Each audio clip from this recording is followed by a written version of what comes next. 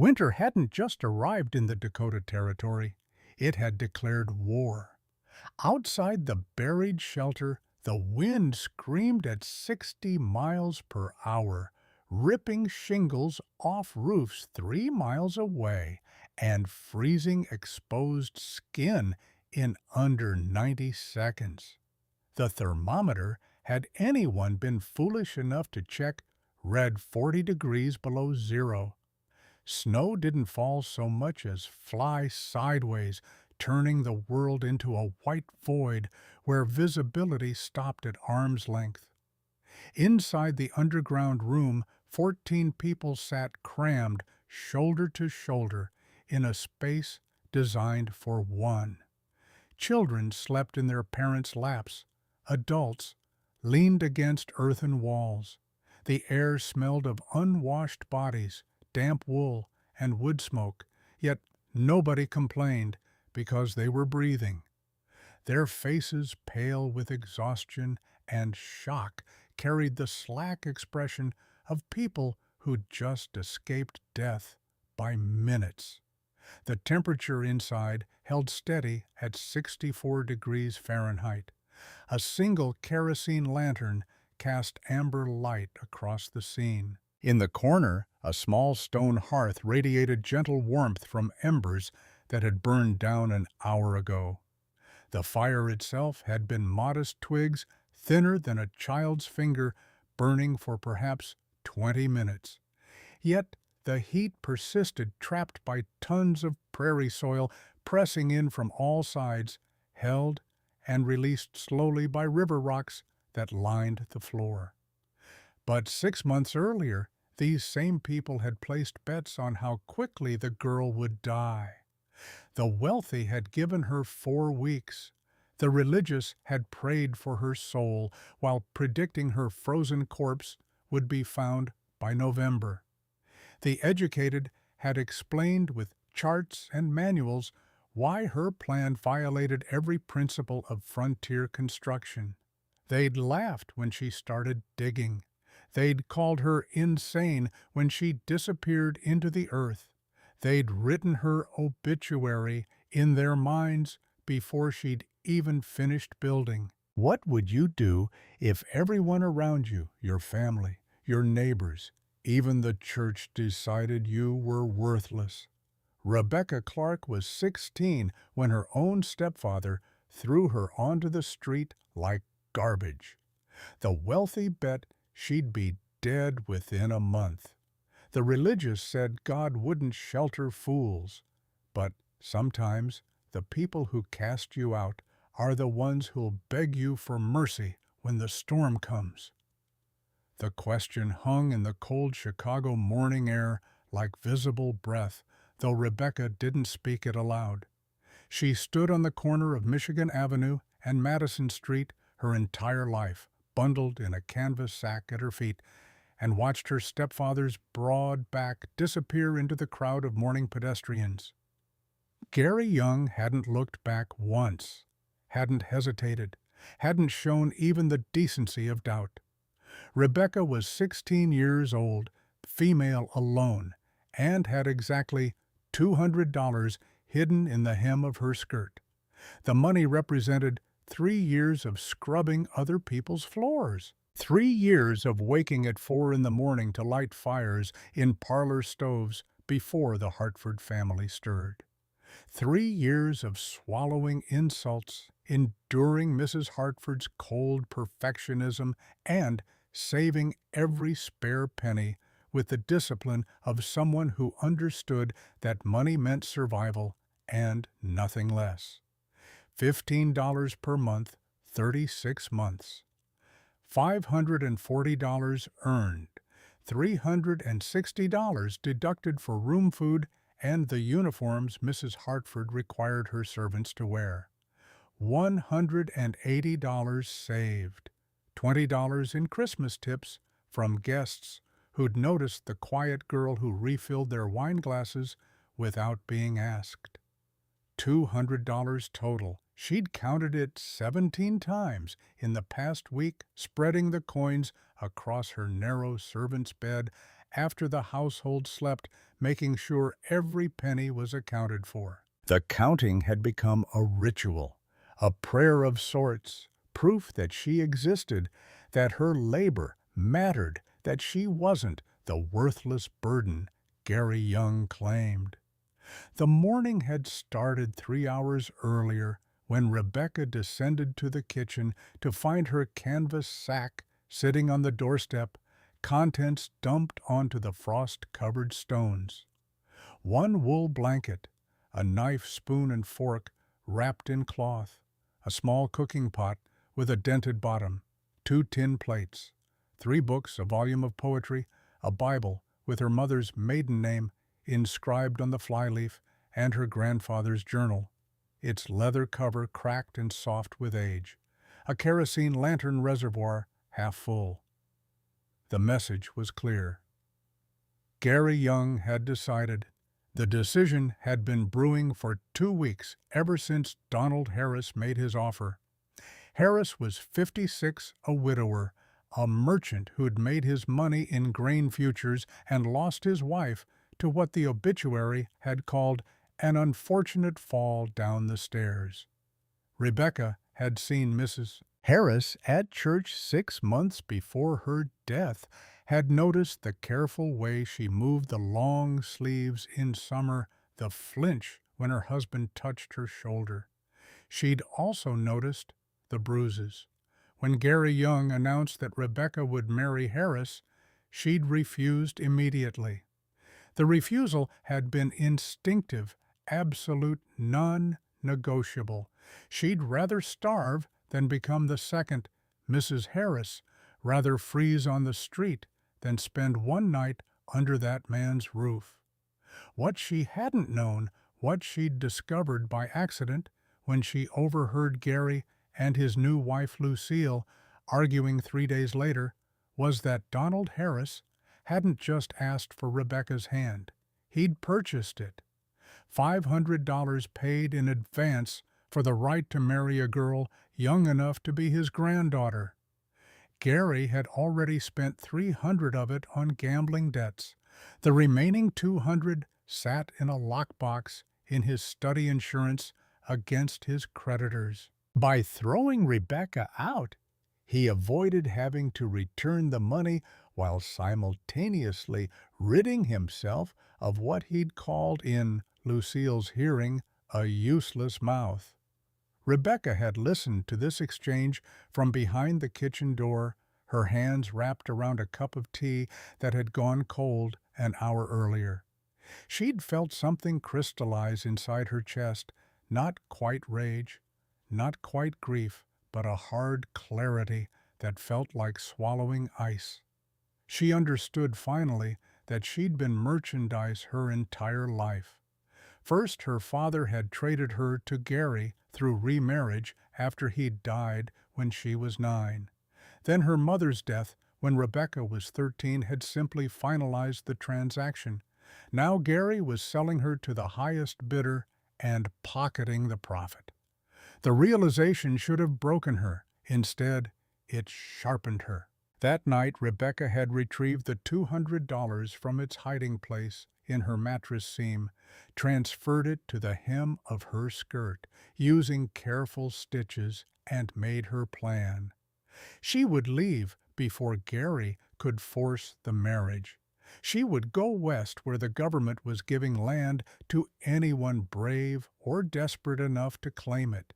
She would build something that belonged only to her, something that couldn't be sold, traded, or taken without her consent. She would survive. Now standing on the Chicago street corner with September morning light turning the city golden, Rebecca picked up her canvas sack and began walking toward Union Station. The westbound train departed at 11. She had 4 hours to purchase her ticket, find a seat, and disappear into the Great Plains where stepfathers and widowers and gambling debts couldn't follow. The journey took 4 days. The train rattled across Illinois, Iowa, and into the Dakota Territory, carrying homesteaders, speculators, and the desperate.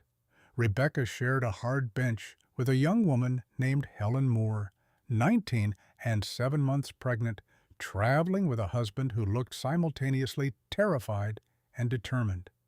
Helen's eyes kept drifting to Rebecca's lone canvas sack. Finally, somewhere past the Iowa border, she spoke. Her voice carried genuine concern, not judgment. "Are you traveling alone? That's brave." Rebecca met her gaze without flinching. "Or foolish. I'll find out soon enough." The honesty seemed to surprise Helen, who smiled despite her obvious discomfort. Her husband Roger sat across from them, pretending to read a newspaper while clearly listening. When Rebecca asked where they were headed, Helen explained they'd claimed land near a settlement called Millwood Population. 4712 homesteads scattered across rolling prairie. Roger finally lowered his paper. He studied Rebecca with the assessing look of someone trying to calculate odds. "You got people waiting for you in Millwood, no people. Just land." Rebecca kept her voice neutral, offering no details. Roger exchanged a glance with Helen that Rebecca couldn't quite read. Concern, perhaps, or pity. He folded his newspaper with deliberate precision. "Land office gives you 5 years to prove up. You got plans for shelter before a winter." Rebecca thought of her grandfather's journal, its pages filled with cramped handwriting describing earth houses in Ireland, techniques passed down through generations of people too poor for timber or brick.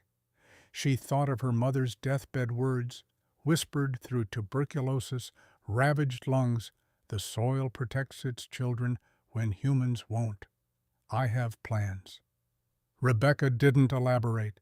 The train deposited them in Millwood on a late September afternoon when the prairie grass rippled like ocean water under a steady wind. The settlement consisted of a general store, a church with a crooked steeple, a land office that doubled as the sheriff's quarters, and scattered homesteads visible as distant structures breaking the horizon line. Rebecca filed her claim at the land office, paying $14 for the paperwork that granted her 10 acres bordering Willow Creek. The clerk, a middle-aged man with ink-stained fingers, studied her with undisguised skepticism. "You understand the terms 5 years continuous residence, cultivation of the land, construction of a dwelling. You fail any of those, you forfeit the claim." "I understand." He stamped her papers with more force than necessary. "Lot of folks come out here with dreams. Most of them end up in graves or on trains back east. Winter in the Dakota Territory isn't like Chicago winter. This cold doesn't care how tough you think you are." Rebecca folded her claim papers into her coat pocket. "Then I'll learn to care more than it does." She walked to her plot that same afternoon, following the clerk's directions along a rutted path that eventually dissolved into trackless prairie. Willow Creek appeared as a line of cottonwood trees against the sky, their leaves already turning yellow with approaching autumn. The land itself was exactly as advertised, flat, treeless, except for the creek bottom covered in waist-high grass that whispered secrets in the wind. No timber for building, no stones for a foundation, no shelter of any kind. Rebecca set down her canvas sack and pulled out her knife. The blade caught sunlight as she scored a large rectangle into the prairie grass, 10 feet wide, 16 feet long. The earth beneath was hard, compacted by millennia of root systems, but it yielded to the knife's pressure. She traced the outline 3 times, making sure the dimensions were exact. This would be her home. The sound of hoofbeats announced her first visitor. Michael Anderson rode a bay gelding, worth more than most settlers earned in a year. His posture radiating the casual confidence of inherited wealth. He reined in 20 feet away, studying Rebecca's rectangle in the grass with the bemused expression of someone watching a child play make-believe.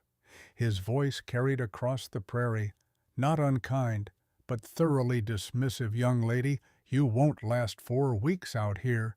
This territory isn't for a girl alone." Rebecca continued her work, not bothering to look up. Michael's horse shifted, sensing his rider's impatience. "I own the spread 3 miles west, two-story house going up as we speak. I'm looking for household help. $3 monthly plus room and board. Better than ending up frozen in some ditch." Rebecca straightened, meeting his gaze directly. Her voice was quiet, but carried perfect clarity. "I appreciate the offer, Mr. Anderson, but I've spent 3 years cleaning other people's houses. I'm done with that." Michael's expression shifted from bemusement to concern. He leaned forward in his saddle. "You got any idea what you're doing out here? Any experience building? Any understanding of what winter means this far north?" "I'm learning. Learning takes time. Winter doesn't wait." Michael gathered his reins, preparing to leave. "Offer stands until the first snow. After that, you're on your own." He rode off, and Rebecca returned to her rectangle. She'd completed one full circuit when the second visitor arrived, Sheriff Kenneth Taylor, approaching on foot, a leather-bound manual tucked under one arm. He stopped at the edge of her traced outline, using his boot to test the prairie sod.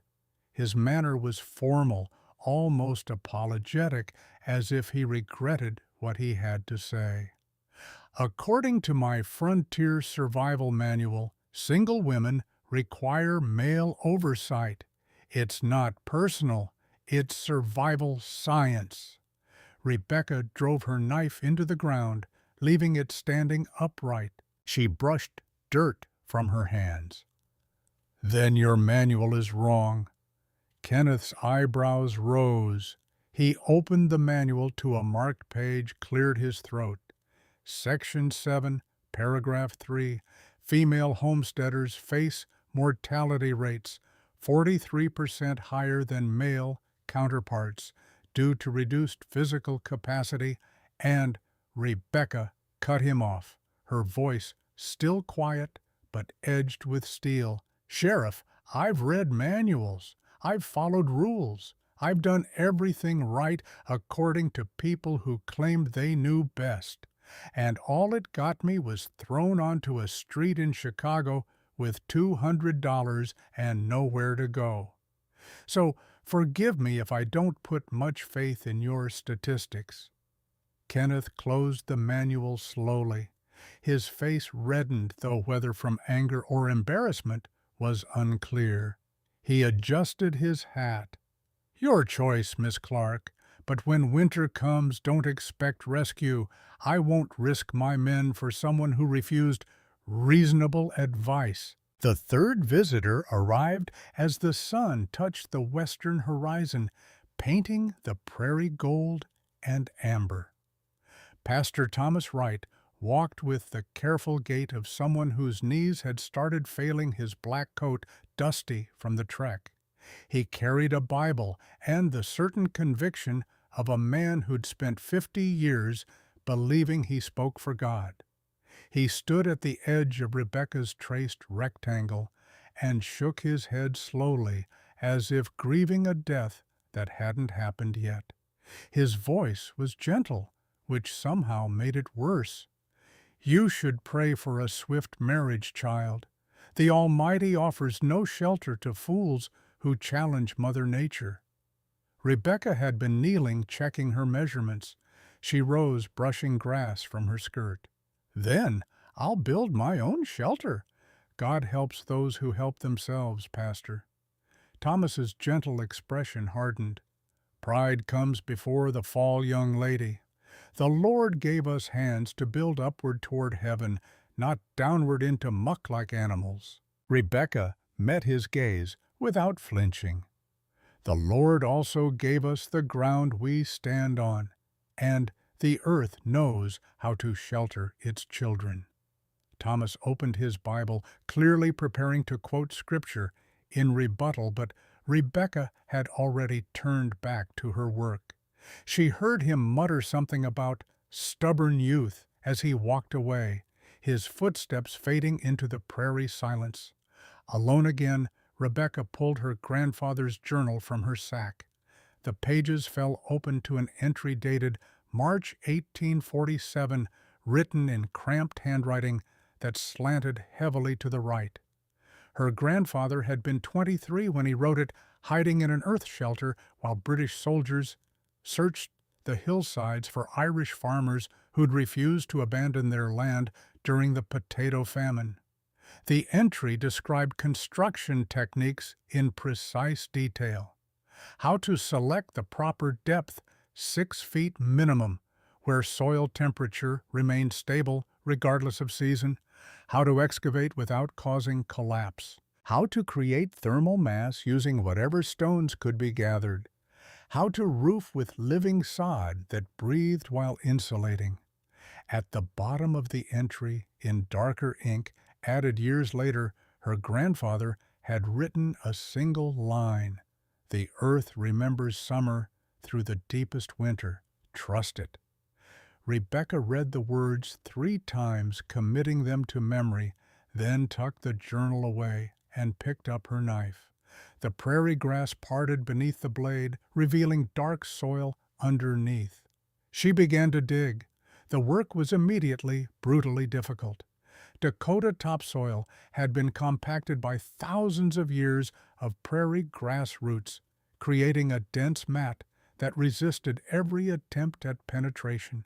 Rebekah used her knife to cut through the root layer, then scooped earth with her bare hands, depositing it in a growing pile beside her excavation. After 1 hour, she'd removed approximately 6 inches of soil from a 2-foot square section. Her hands were already blistering. Her back ached from the constant bending. Sweat soaked through her dress, despite the cooling evening air. She worked until darkness made further progress impossible, then spread her wool blanket on the ground beside her pit and lay down fully clothed.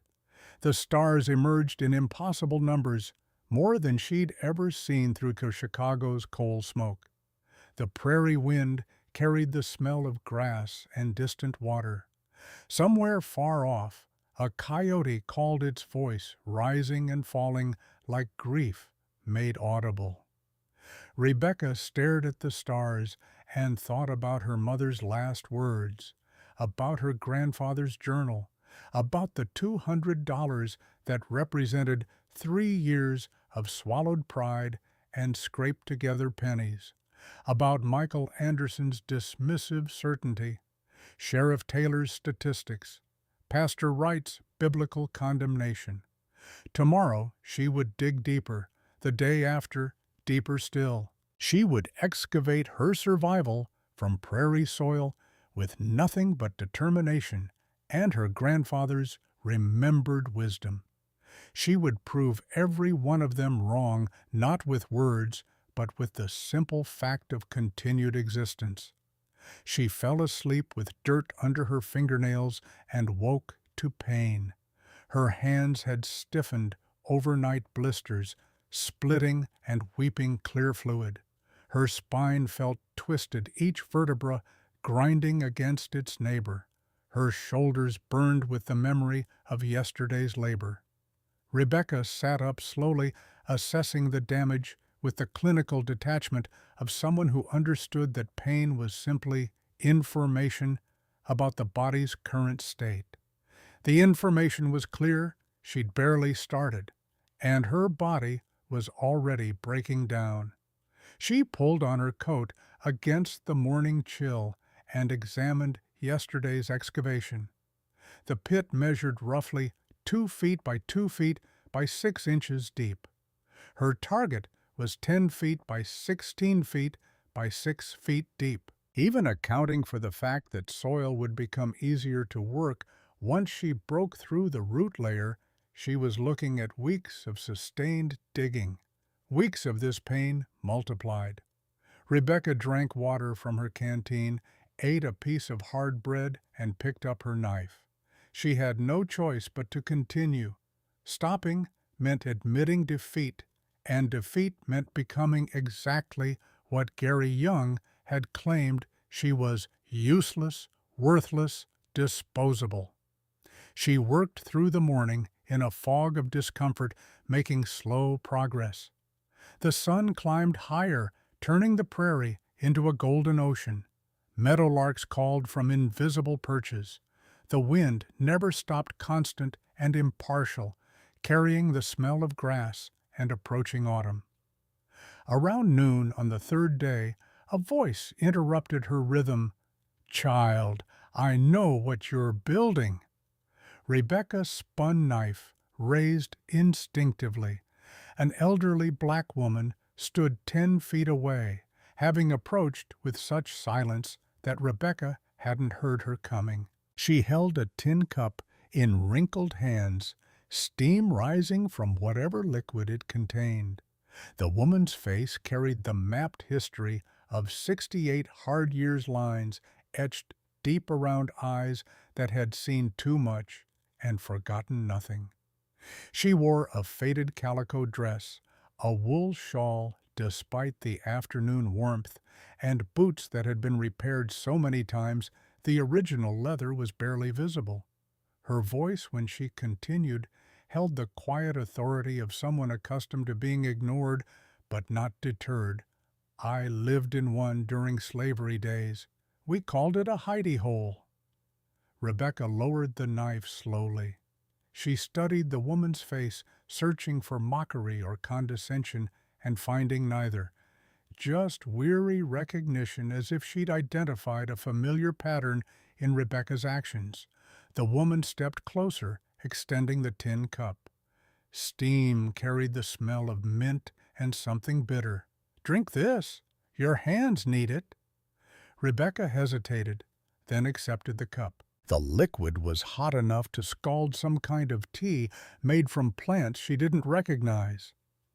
She sipped carefully while the woman settled herself on the ground beside Rebecca's growing pit, moving with the careful deliberation of someone whose joints no longer cooperated reliably.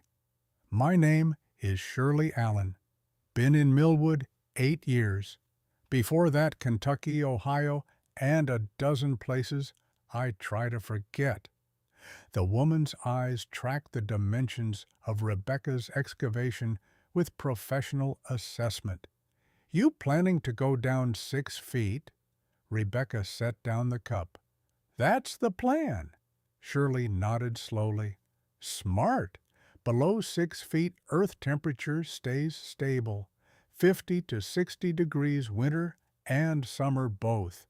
Like being wrapped in a blanket that never gets hot or cold, just holds you steady." Rebecca felt something shift in her chest, the unexpected relief of being understood rather than dismissed. "You've built one of these before?"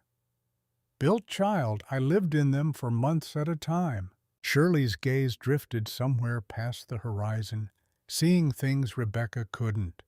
"When the masters hunted runaways on the Underground Railroad, we hid in earth shelters, sometimes for weeks, sometimes longer. The ground kept us warm when nothing else would, kept us hidden when trees were bare and dogs were tracking." The words hung between them, carrying weight Rebecca only partially understood. She knew about the Underground Railroad in the abstract way any educated person knew history facts, dates, the broad strokes of events that happened before her birth. But sitting beside this woman who'd lived through it, who'd survived by literally burrowing into the earth to escape people who considered her property history, became something different, something immediate and real. Shirley seemed to sense Rebecca's thoughts. She reached down, scooping up a handful of soil, letting it run through her fingers. This ground doesn't care what color you are, doesn't care if you're running or hiding or just trying to survive winter. It protects what needs protecting if you know how to ask. How do you ask? Rebecca's voice was quieter than she'd intended. You dig. You respect what you're taking. You don't fight the earth, you work with it. Shirley stood her knees, cracking audibly. I'll be back tomorrow. Bring you a proper shovel. This knife-and-hands approach will take you till Christmas. Rebecca wanted to refuse accepting help, felt dangerous, like incurring a debt she couldn't repay.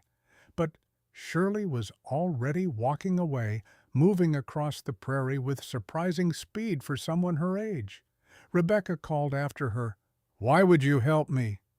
Shirley stopped, but didn't turn around. Her voice carried back on the wind because I remember being alone, and I remember people who helped when they didn't have to.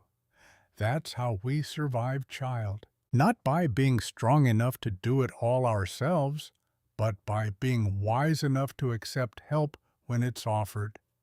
She disappeared over a small rise, leaving Rebecca alone with the mint tea and the half-dug pit, and the first fragile thread of something that might become hope if she wasn't careful.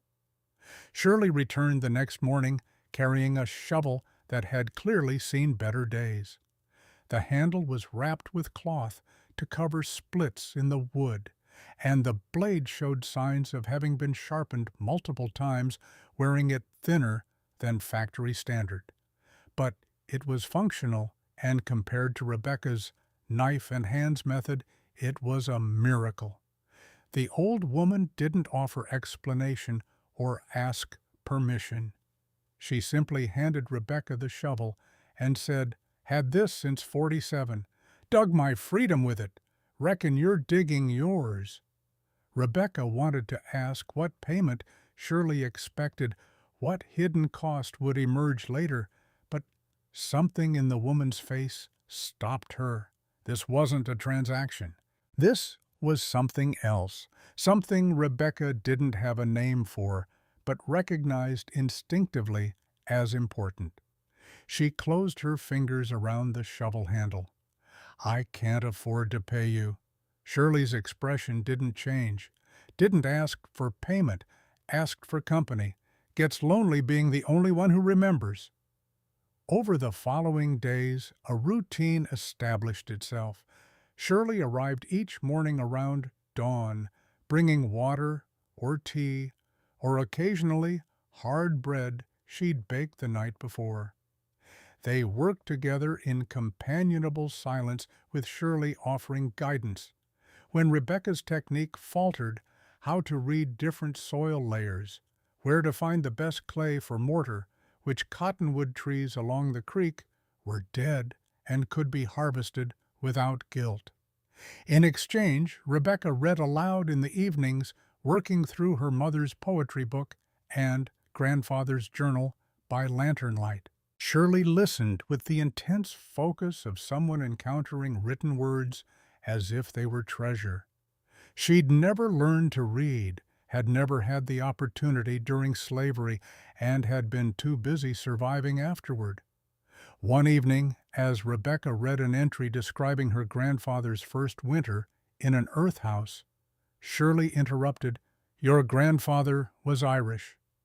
Rebecca nodded without looking up from the page. British took their land, burned their homes. Shirley's voice carried a knowing edge. During the potato famine, the poorest families survived by digging into hillsides. Shirley was quiet for a long moment.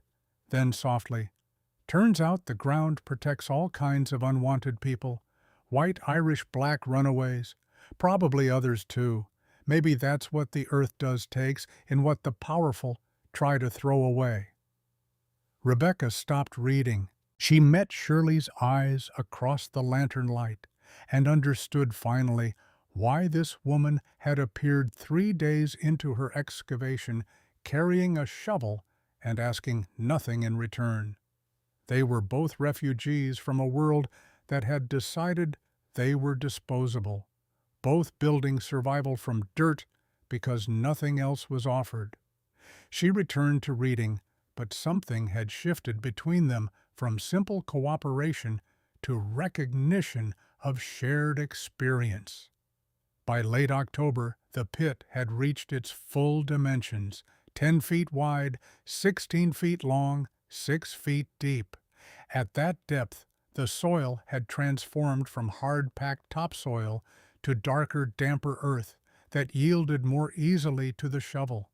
The walls were smooth, packed tight by Rebecca's bare hands, working the clay like dough. The floor was level, ready for its foundation of river stones. Shirley had taught her to read the soil's memory, how the darker layers held moisture, how certain textures indicated better insulation, how to recognize the point where seasonal temperature fluctuations stopped mattering. Now came the foundation work. Rebecca needed river rocks, hundreds of pounds of them, to create thermal mass that would absorb and radiate heat. The nearest source was Willow Creek, a quarter-mile from her excavation site. She made her first trip at dawn, carrying stones in the fold of her skirt. The rocks were smooth polished by current, each weighing between 1 and 3 pounds. She could transport perhaps 20 pounds per trip if she moved carefully. The math was brutal. She needed approximately 800 pounds of stone. That meant 40 trips minimum, likely more accounting for rest and the fact that not every rock would be suitable. Rebecca started walking. The work took 2 weeks. Each morning she woke, ate a small breakfast, and began the rhythm of creek to pit to creek. Her legs grew stronger, her back adjusted to the constant bending and lifting.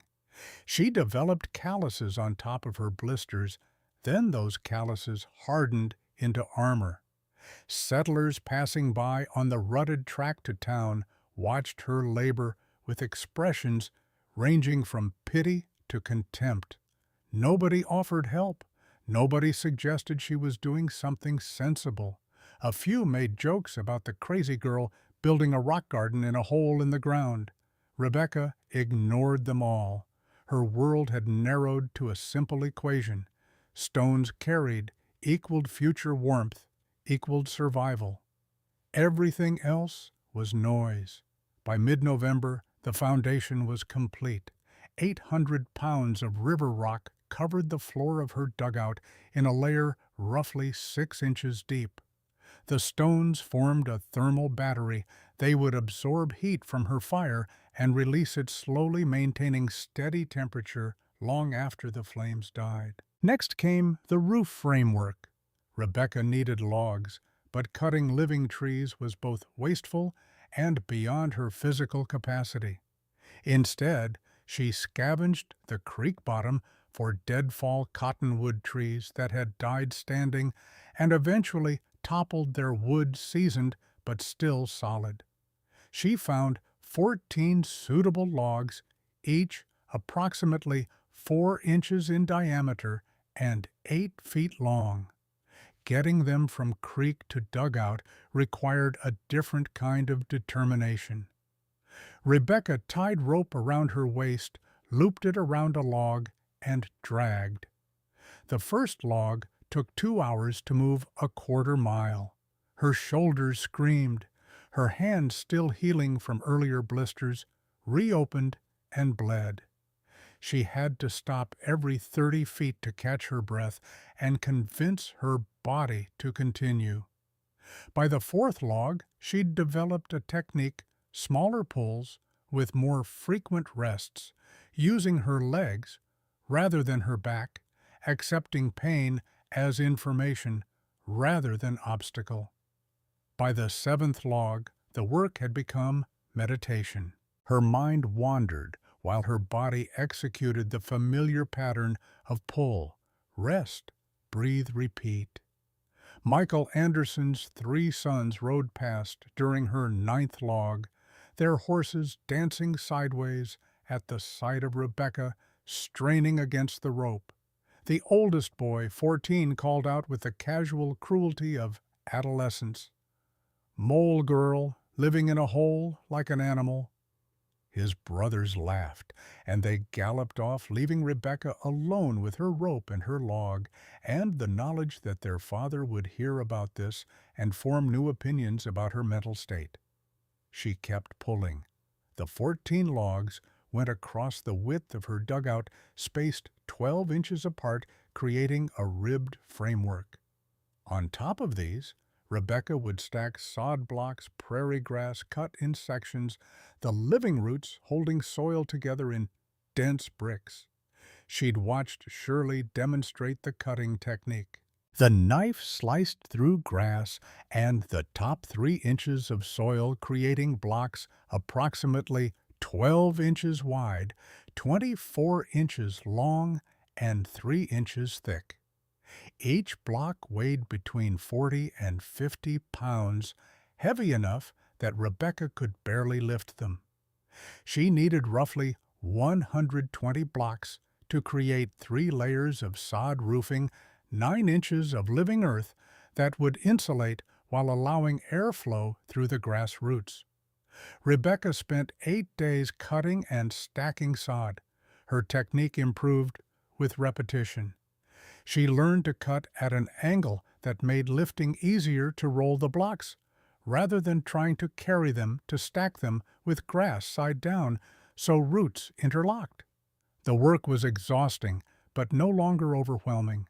Her body had adapted to sustained physical labor. Muscles she hadn't known existed had strengthened. The girl who'd arrived in September office, soft from 3 years of domestic work, had been remade into something harder and more capable. By November's end, her dugout had walls and a roof. The front face still needed construction, vertical cottonwood logs chinked with clay mortar. A wooden door, salvaged from an abandoned wagon near the creek leather hinges because she couldn't afford metal.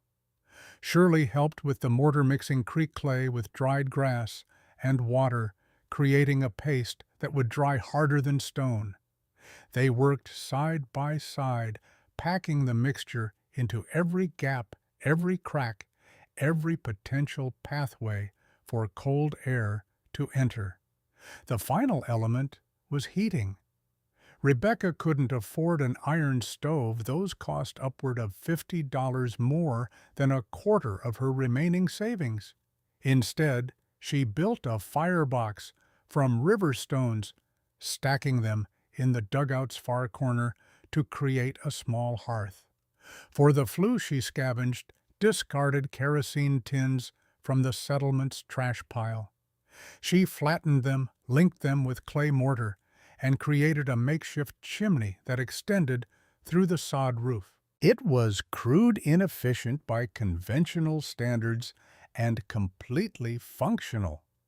Her total construction cost came to $27. Hand tools, filing fees, miscellaneous supplies. The rest of her money, $173, would go toward provisions and emergency reserves. On November 1st, with the first hard frost painting the prairie white, Rebecca lit her first fire. She used twigs thinner than her pinky finger, gathered over weeks and stored in the dugout's dry corner. The kindling caught immediately, flames licking upward into the tin flue. Smoke drafted perfectly, pulled outside by the chimney effect. Heat began to radiate from the stone firebox. Rebecca closed her crooked door and waited. Within 20 minutes, the temperature inside had risen from the ambient 55 degrees of 6-foot-deep earth to 62 degrees. She fed the fire carefully, adding twigs one at a time, watching the effect. At 30 minutes, the temperature reached 64 degrees and stabilized. The river rocks in her foundation had begun absorbing heat. The clay walls trapped it. The tons of prairie soil surrounding her on 5 sides acted as insulation so complete that virtually no warmth escaped. Rebecca let the fire burn down to embers, then die completely. She sat on her bedroll and watched the thermometer she'd purchased in town. The temperature dropped slightly 63 degrees, then held steady. The thermal mass was working. The foundation stones were releasing stored heat. The system was functioning exactly as her grandfather's journal had promised. For the first time since being thrown onto a Chicago street, Rebecca cried. Not from despair or exhaustion, but from the simple, overwhelming relief of success. She'd built something real, something that worked, something that belonged only to her and couldn't be sold, traded, or taken without her consent. She slept that night wrapped in her wool blanket, lying directly on the stone floor, breathing air that didn't freeze her lungs or make her body shake. The wind howled outside, but inside was silence broken only by the occasional pop of a cooling ember. The earth was keeping its promise, holding summer's memory through autumn's chill, preparing to shield her through winter's fury. What the people of Millwood didn't know yet, what they couldn't know, blinded by their certainty that conventional methods were the only correct methods, was that Rebecca Clark had just built the only structure within 60 miles that would survive what was coming. And in 52 days, those same people who'd mocked her would be hammering on her door begging for their lives, willing to abandon every assumption they'd ever held about proper construction and suitable shelter. But that was winter's lesson to teach, for now Rebecca was simply warm, safe, and alive against all predictions. She'd dug her freedom from prairie dirt, and the earth patient and impartial had welcomed her home. November arrived with frost that turned the prairie grass silver before dawn, and melted by noon, a daily reminder that the real cold hadn't begun. The settlement of Millwood prepared for winter with the frantic energy of people who understood that mistakes made now would be paid for in frozen fingers or worse. Michael Anderson's mansion rose against the skyline like a monument to conventional wisdom. 2 stories of mill lumber glass windows, shipped from Chicago, painted trim that gleamed white in the afternoon sun. The construction had consumed $850 in materials alone, another $200 for the cast iron stove that dominated the parlor, $150 for hardware, and the skilled labor of a carpenter from Bismarck, who'd spent 3 weeks ensuring every joint was square and every nail properly driven. The house was beautiful. It was also failing. The problem revealed itself gradually like a wound that doesn't hurt until you notice the blood. The massive stove devoured cordwood at a rate Michael hadn't anticipated, 6 hours of burning just to maintain 55 degrees inside when the temperature outside dropped to freezing. Heat rose through the open interior, up the stairs to the 2nd floor, then bled through ceiling joists and shingles into the November sky. The walls, despite being properly constructed according to every manual and specification, had thousands of tiny gaps where boards met, where windows seated into frames, where the structure breathed in ways that seemed insignificant until winter started testing them. Michael's 3 sons, Brandon, aged 8, Colin, 11, David, 14, spent 2 hours every morning chopping cordwood to feed the insatiable stove. Their hands developed blisters that hardened into calluses. Their backs ached from the repetitive swing of the axe. And still the woodpile shrank faster than Michael's calculations had predicted. His wife Patricia watched their reserves dwindle with growing anxiety. She didn't say anything, not yet, but her eyes tracked the stack of split logs beside the house, measuring what remained against the months of winter still to come. 3 miles east, Sheriff Kenneth Taylor's cabin demonstrated what happened when theory met reality. He'd built it exactly according to his frontier survival manual, precisely hewn timbers, clay chinking between every log, a steeply pitched roof covered in cedar shakes. The specifications were sound. The execution was flawless. The total cost was $520. The cabin was also cold. The wet clay chinking had performed beautifully through September and October, sealing gaps and creating what Kenneth believed was an airtight envelope. Then the temperature began dropping consistently below freezing at night, and the clay responded by shrinking. Hairline cracks appeared first, barely visible. Within a week, those cracks had widened to gaps you could slide a knife blade through.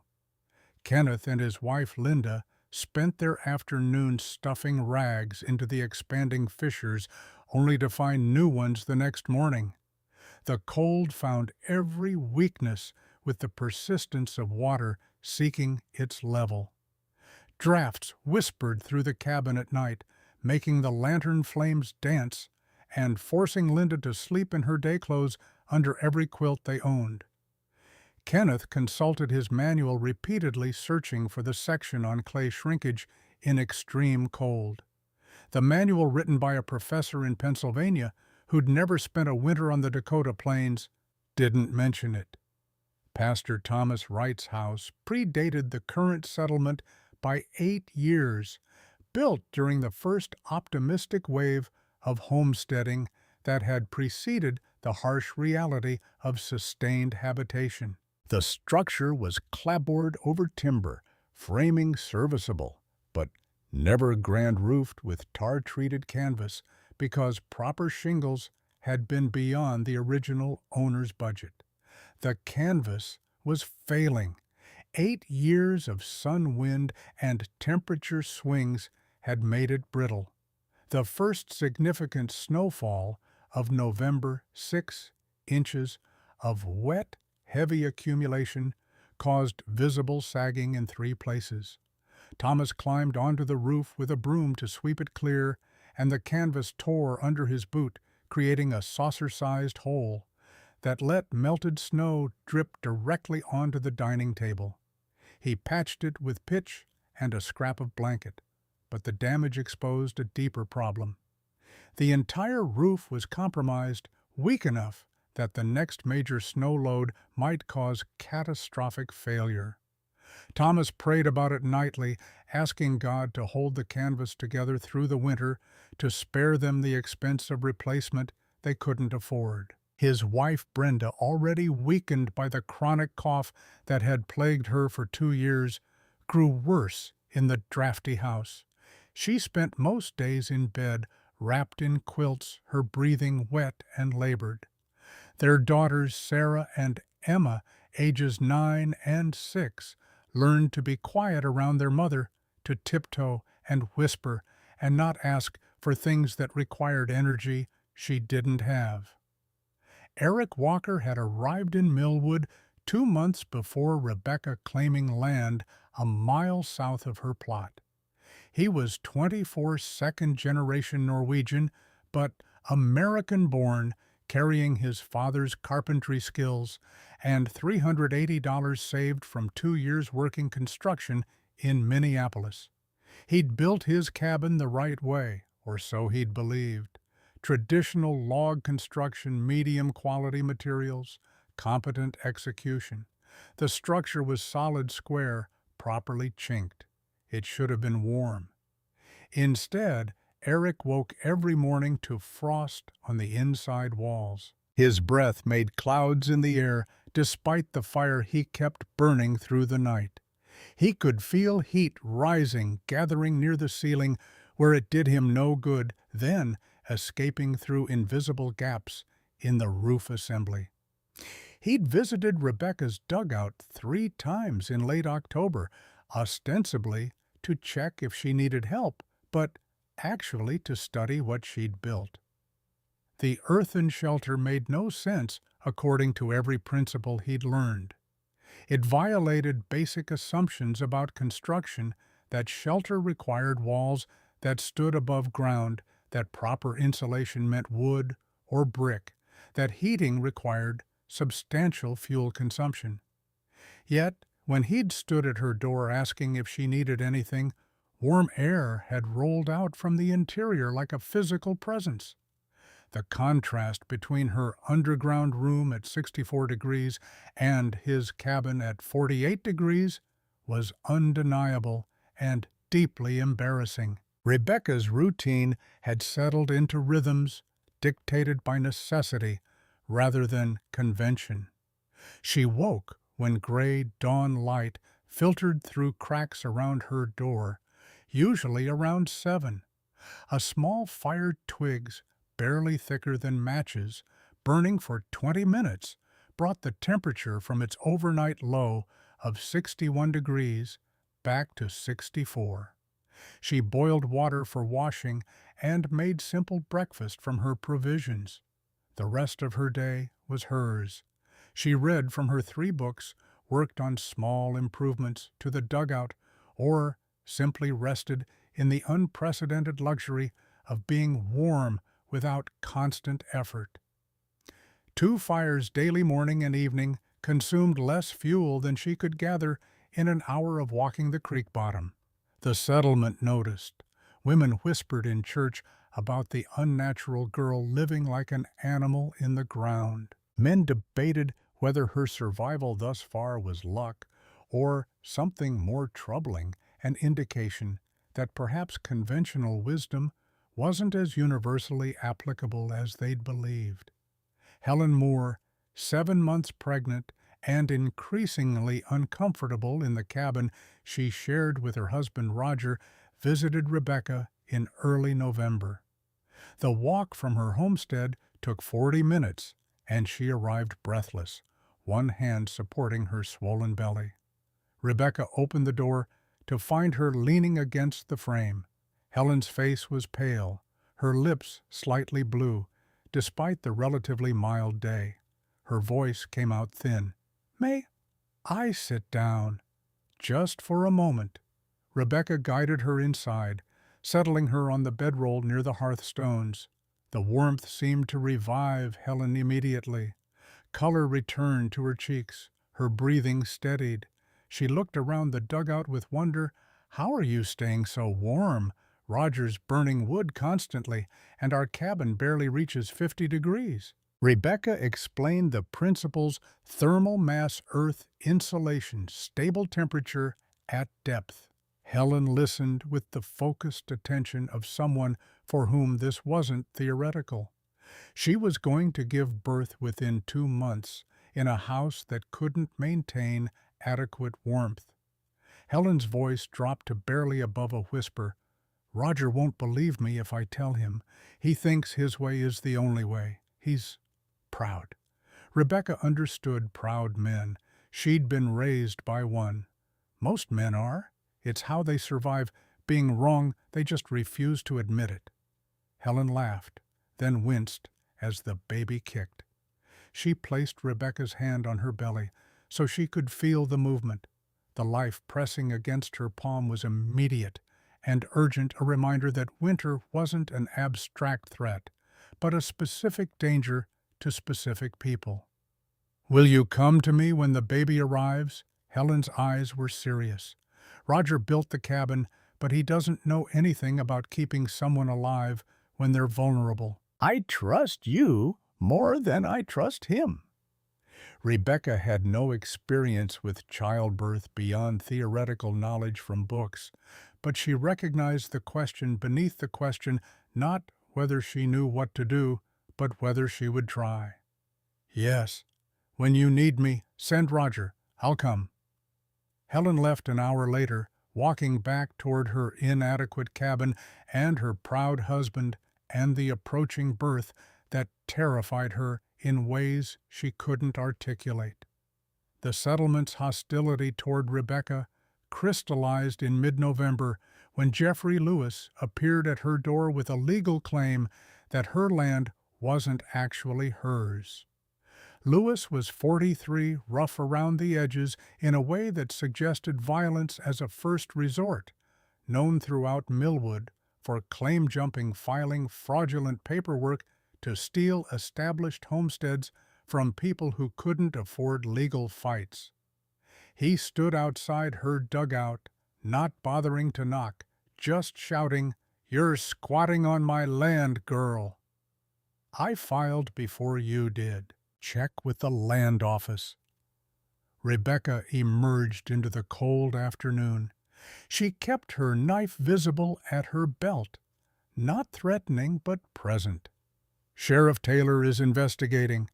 Until then, I'm not going anywhere." Lewis's smile was unpleasant. "Winter might solve this for me. You'll be dead, and I'll take what's mine." Rebecca met his gaze without flinching. "We'll see who survives, Mr. Lewis." He left, but the threat remained. Rebecca knew his type men who took what they wanted and used law as a weapon when force wasn't convenient. She also knew that Sheriff Taylor's investigation would be slow, hampered by bureaucracy and the fact that land office records were inconsistent at best. The legal threat hung over her like the approaching winter, another problem without immediate solution. Michael Anderson's sons rode past her dugout 3 days later, deliberately veering close enough that their horses' hooves threw dirt clods against her door. The oldest boy, David, shouted as they passed Mole Girl. "Living in a hole like an animal," his brothers took up the chant, their voices carrying across the prairie until distance swallowed them.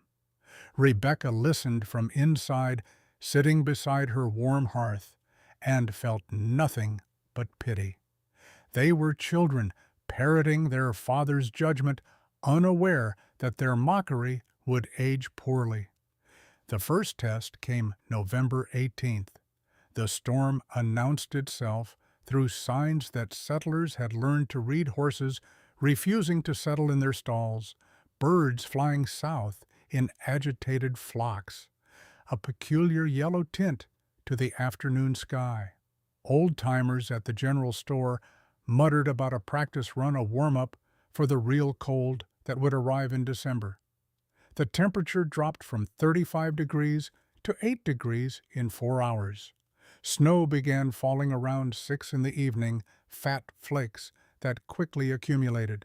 By midnight, 6 inches covered the prairie, with winds gusting to 35 miles per hour.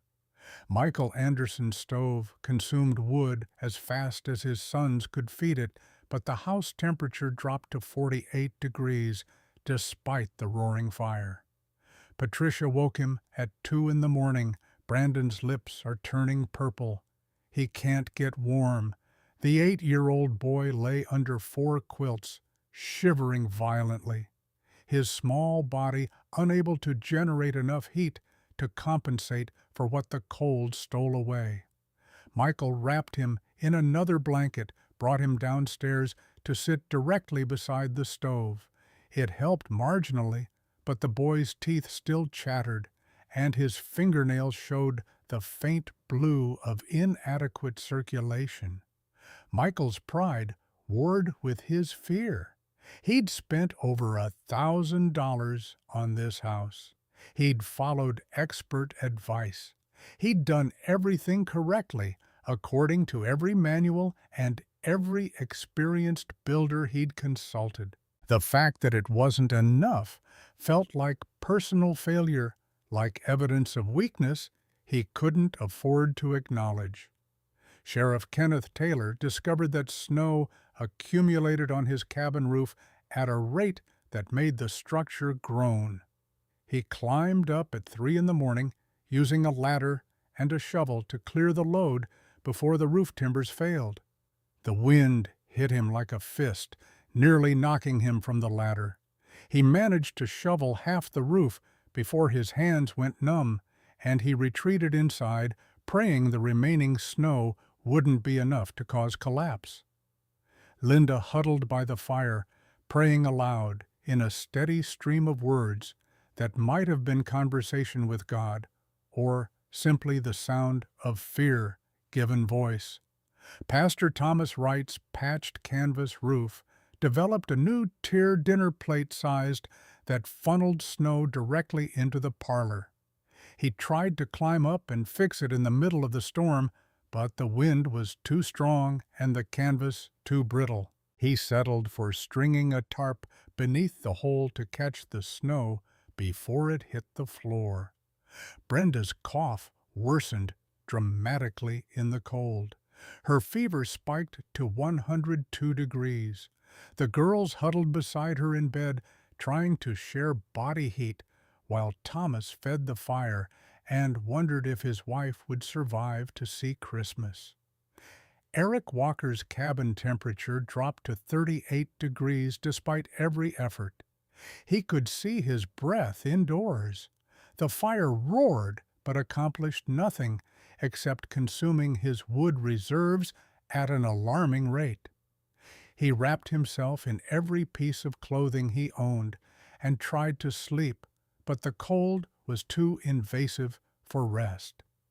Around 4 in the morning, admitting defeat, he pulled on his boots and coat and stumbled through the storm toward Rebecca's dugout. The half-mile walk took 30 minutes. He arrived half-frozen, hammering on her door. Rebecca opened immediately. Warm air poured out, shocking in its contrast to the bitter wind. Eric stood there, snow-covered and shaking. "I built wrong. Everything I thought I knew was wrong. Come inside." Rebecca pulled him into the warmth. Eric collapsed onto her floor, his body convulsing with shivers as warmth forced sensation back into extremities that had gone numb. Rebecca made him strip his wet outer layers, wrapped him in her blanket, forced him to drink hot water. She didn't say, "I told you so." She didn't point out that he'd had weeks to learn from her example. She simply tended to him until the shaking stopped and color returned to his face. Eric looked around the dugout with new understanding. The stone hearth held banked embers barely glowing. No active fire, yet the temperature was comfortable enough that he'd stopped shivering completely. Everything he'd learned about construction, every principle he'd absorbed from his carpenter father, had proven inadequate. This underground room, built by a 16-year-old girl with a knife and a shovel, outperformed his $380 cabin by every meaningful metric. "I want to learn." His voice was quiet but certain.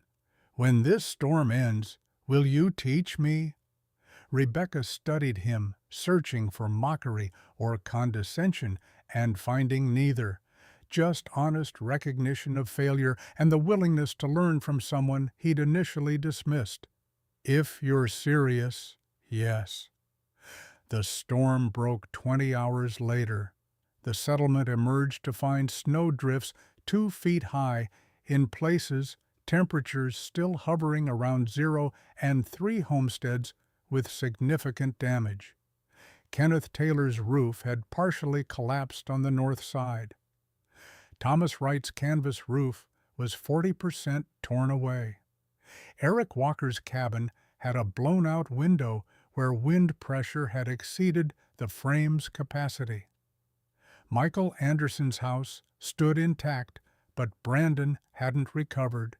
The boy's cough had turned wet and dangerous. His fever wouldn't break. His breathing sounded like cloth tearing. Patricia begged Michael to do something, anything. Michael's jaw was tight as he saddled his horse. Pride was one thing, watching his son die was another. He rode to Rebecca's dugout at dawn on November 21st, dismounting with the careful movements of a man who'd rehearsed what to say, but knew it wouldn't come out right. He stood at her door, hat in his hands. The words came out rough. "Miss Clark, my boy Brandon is dying. The cold is killing him inside my own house. I don't know what to do." Rebecca appeared in the doorway, reading his face. "How long has he been sick?" "3 days. Getting worse." Michael's voice cracked. "I spent $1,200 on that house. I did everything right. And my son is dying anyway. Bring him here, now." Rebecca's tone allowed no argument. Michael returned an hour later with Brandon wrapped in blankets, the boy's small body limp against his chest. Patricia had wanted to come, but Michael had refused. Someone needed to watch Colin and David. So he carried his youngest son alone through the cold morning to a hole in the ground he'd mocked just weeks earlier. Rebecca had prepared. The dugout was warm, but not hot, the temperature carefully controlled. She'd heated stones in her fire and wrapped them in cloth makeshift heating pads that wouldn't burn. She directed Michael to lay Brandon on her bedroll beside the hearth. The boy was barely conscious, his breathing shallow and rapid. His lips were bluish. His skin felt simultaneously hot and cold, fever burning through a body that couldn't maintain its own temperature. Shirley Allen arrived 30 minutes later carrying a cloth bag that rattled with dried herbs. She moved past Michael without acknowledging him, kneeling beside Brandon with the efficiency of someone who'd nursed people through worse. Willow bark for the fever. Her gnarled fingers sorted through bundles of dried plants. Mullein for his lungs. And this she pulled out something that looked like dried roots for the cold that's settling in his bones. She and Rebecca worked together, making teas and tinctures, forcing small sips past Brandon's cracked lips. Michael watched from the corner, feeling useless and stupid and terrified. His son's life was in the hands of 2 women he'd dismissed as irrelevant, one too young to know anything, the other too old and too black to matter. The irony wasn't lost on him. Brandon stayed in the dugout for 3 days. Slowly, incrementally, he improved. The steady warmth did what medicine alone couldn't, gave his body the stability it needed to fight infection instead of just struggling to maintain core temperature. The fever broke on the 2nd day. Color returned to his lips on the 3rd. By November 24th, he was sitting up, asking for food. Michael visited twice daily, watching his son recover in a shelter that had cost $27 while his $1,200 house sat empty and useless. Each visit carved away another piece of his certainty. On the 3rd day, as Rebecca walked Michael to the door while Brandon napped, Michael's voice was barely audible. "I bet $10 at the general store that you'd be dead by Christmas." Rebecca's expression didn't change. "I know. Everyone knows about the betting pool." Michael flinched. "I was wrong. About everything. This place," his gesture encompassed, "the dugout shouldn't work. It violates every principle I learned, but my son is alive because of it." Rebecca met his eyes. "The earth is saving him, Mr. Anderson. I just knew how to listen." Michael rode home and told Patricia the truth, that their son had survived because a teenage girl understood things he didn't. But when the men at the general store asked how Brandon was doing, Michael claimed the boy had recovered on his own, that he had a strong constitution, that it was just a temporary illness. Eric Walker overheard the exchange and felt disgust rise in his throat. Michael Anderson was too proud to admit that Rebecca had saved his son's life, too invested in his own expertise to acknowledge that he'd been catastrophically wrong. Eric waited until Michael left, then walked to Rebecca's dugout. He found her reading by lantern light, Brandon asleep in the corner. "I heard what Michael said in town, that Brandon recovered on his own." Rebecca shrugged. "I didn't do it for credit. I know. That's why I respect you." Eric sat near the door, keeping distance between them. "When this winter's over, would you teach me to build the right way?" Rebecca closed her book. "If we're both still alive, yes." The question hung between them, not whether she knew enough to teach, but whether either of them would survive what was coming. December arrived with temperatures that made November's cold seem gentle by comparison. The mercury dropped steadily, 22 degrees on December 1st, 12 degrees on the 7th, -5 on the 14th. Each morning was colder than the last, a progression that felt mechanical and pitiless. Michael Anderson was burning fence rails. His cordwood reserves had run out in early December weeks ahead of his calculations. Now he spent 3 hours daily chopping sections of the fence he'd built that summer, feeding them to the insatiable stove just to keep the interior temperature above 40 degrees. Patricia's cough had developed during Brandon's illness and never fully cleared. The constant smoke from wet wood feeding the stove didn't help.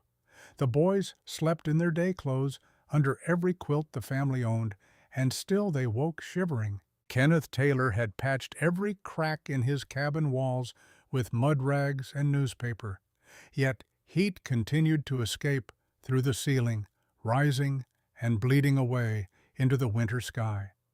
He could stand beside the fire and feel warm air drafting upward past his face, could watch his breath make clouds despite the roaring fire 6 feet away. Linda had stopped asking when it would get better. She understood now that it wouldn't, that they'd chosen a fundamentally flawed design and would pay for it all winter. Thomas Wright's household had settled into a grim routine. Every 2 hours, someone had to wake and stoke the fire. If they let it die, the water in their buckets froze solid within 30 minutes. Brenda could barely eat, her body too weak to process food. The girls had stopped playing, conserving energy, moving through the house like small ghosts. Thomas prayed 4 hours daily, bargaining with God, making promises, asking why faith wasn't sufficient to keep his family warm. Helen Moore's husband, Roger, refused to ask Rebecca for advice. He was a man, a homesteader, someone who'd read books about frontier living. The idea that a teenage girl knew more than he did was intolerable. So their cabin stayed cold, and Helen grew thinner, and the baby inside her moved less frequently, as if it too was trying to conserve energy for the trial ahead. Helen visited Rebecca on December 15th, walking the 40 minutes in cold that made her lungs ache. She sat beside the warm hearth and cried silently, her hands pressed to her belly. The baby had stopped kicking. She could still feel movement occasionally, but the vigorous jabs and rolls had ceased. Rebecca made her tea, forced her to drink, held her while she wept. "Bring Roger here. Show him this works. Make him understand." Helen shook her head. "He won't listen. He says you're lucky that the cold just hasn't found you yet, that everyone knows proper houses need to be above ground." Rebecca's voice was flat. "Then let him freeze his pride. But when the baby comes, you come here, with or without his permission." On December 18th, Jeffrey Lewis confronted Rebecca at Willow Creek, where she was gathering water. He'd grown bolder as winter deepened, sensing that legal resolution would be slow and that physical intimidation might accomplish what paperwork couldn't. "You're still here." His tone suggested this was a temporary situation he intended to correct. Rebecca set down her water bucket, keeping her hands free. "Sheriff Taylor is reviewing the filing records. When he's done, we'll know who filed first." Jeffrey stepped closer, invading her space deliberately. "I know I filed first, and when Taylor confirms it, you'll have nowhere to go. Middle of winter, homeless, probably dead inside a week." Rebecca didn't retreat. "If your claim was legitimate, you wouldn't need to threaten me. You'd just wait for the law." Jeffrey's hand moved toward her, though whether he intended to grab or strike was unclear. He never completed the motion. Eric Walker's voice cut across the creek bed. "Miss Clark needs something." Jeffrey turned to find Eric standing 20 feet away, an axe resting casually on his shoulder. The carpenter's posture was relaxed, but his eyes were cold. Jeffrey reassessed the situation, decided intimidating one teenage girl was easier than fighting a grown man with a weapon, and left without another word. Eric waited until Jeffrey disappeared over the rise. "You all right?" Rebecca picked up her water bucket. "I can handle Jeffrey Lewis." "I know you can. Doesn't mean you should have to." Eric shifted the axe to his other shoulder. "When this winter's over, I'm planning to rebuild. Smaller, different design, based on what you did. I'd like to do it properly, which means I need you to teach me." The offer carried weight beyond simple construction advice. Eric was acknowledging not just that Rebecca's methods worked, but that they represented genuine innovation worth learning from. He was offering respect, the kind that didn't diminish with acknowledgement, but grew. Rebecca met his eyes. "Ask me again in spring, if we both survive." On December 20th, Shirley Allen visited Rebecca with a warning. The old woman's face was drawn, her movements more careful than usual, as if her bones were arguing with the cold. "Child, I've lived through 68 winters. I can feel when a bad one's coming. And tomorrow," Shirley's voice dropped, "tomorrow's going to be the worst I've ever felt." Rebecca set down the book she'd been reading. "How can you tell the horses won't settle? Birds flew south 3 days early, and my bones ache in a way they haven't since the winter of '64, when I watched 3 people freeze to death in a church that was supposed to shelter them." Shirley's eyes were distant, seeing old horrors. "You're safe here. You built right. But the others—" She shook her head slowly. "Lord have mercy on the others." Rebecca thought of Helen Moore, 8 months pregnant, in a cabin that couldn't hold warmth. Of Brandon Anderson, recovered but vulnerable. Of Eric Walker, stubborn enough to admit he'd been wrong, but still living in a structure that was trying to kill him.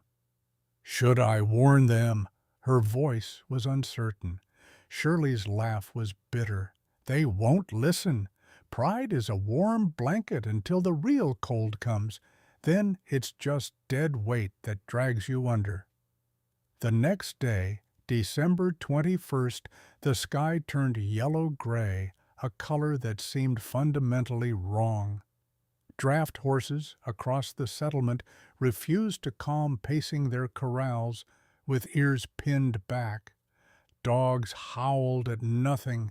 The temperature stood at -18 degrees, and the sun hadn't even set. At the general store, old-timers who'd survived previous winters spoke in low voices.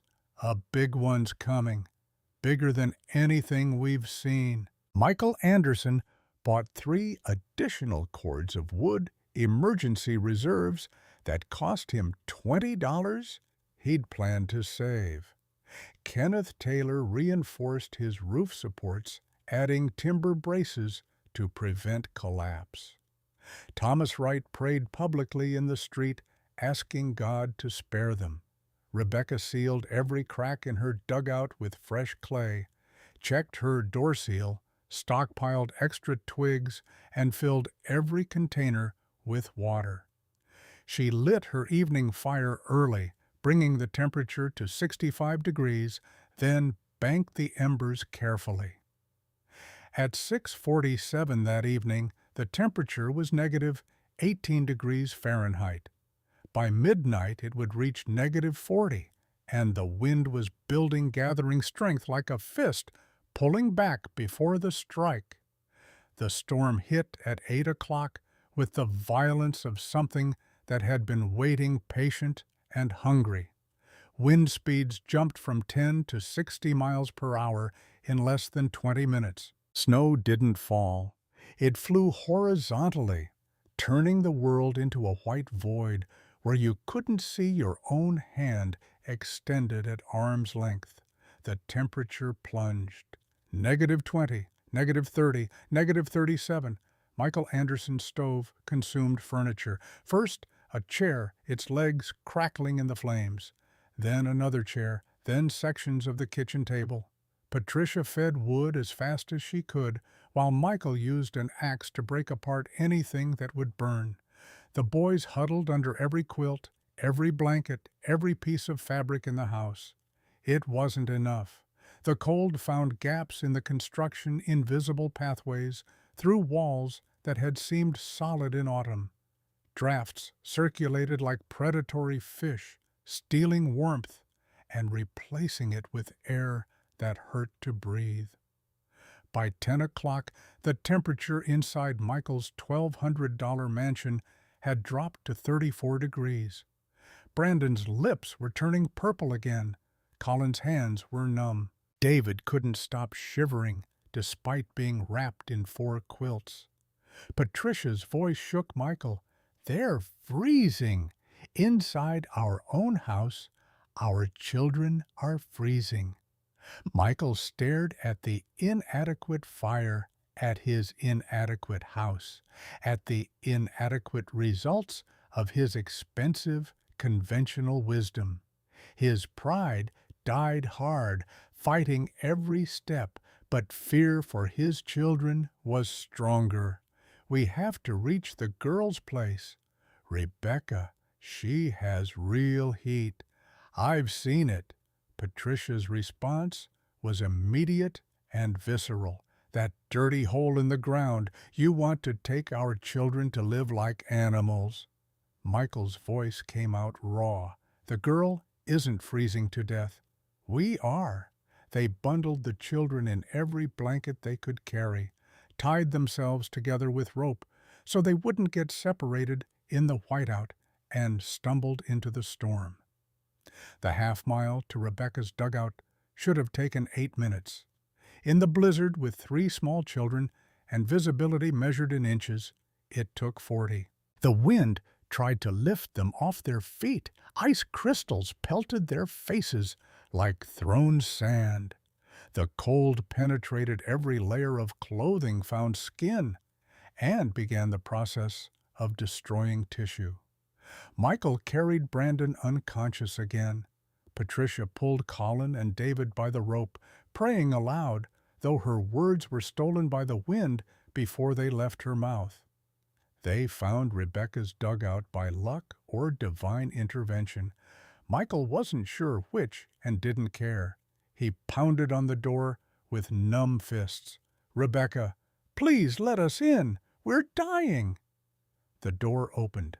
Warm air hit like a physical slap. The Anderson family tumbled inside, collapsing in a heap of snow-covered bodies and desperate breathing. The contrast was so extreme it registered as pain. Patricia sobbed uncontrollably. The boys shook violently, unable to speak. Michael knelt on the floor, snow melting off his coat, and felt the warmth work its way into his frozen core. Rebecca's voice cut through the chaos. "Strip your wet clothes, now, before the cold finishes you." She gave them her only blanket. Her bedroll positioned them beside the hearthstones that radiated steady warmth from embers hours old. She boiled water for tea, added precious salt for electrolytes, forced each person to drink. No judgment in her voice, no satisfaction at being proven right, just competent action focused on keeping people alive. Sheriff Kenneth Taylor arrived 2 hours later, his cabin roof partially collapsed under snow weight. He and Linda had fled with only the clothes on their backs, stumbling through the storm, following the same path Michael had broken. Rebecca squeezed them inside. 7 people now in a space designed for one. Pastor Thomas Wright arrived at dawn carrying his unconscious wife while his daughters clung to his coat. The canvas roof had torn away completely, snow filling their house like water filling a sinking ship. Thomas was weeping. "God forgive me. I told her you were building a grave, but you built salvation." Rebecca opened the door wider. "Bring them in." Eric Walker was last arriving just after sunrise, his cabin windows shattered and door torn off by wind pressure. He collapsed inside, barely conscious from cold exposure. 14 people crammed into 160 square feet, packed tighter than logic should allow, and yet warm, breathing, alive.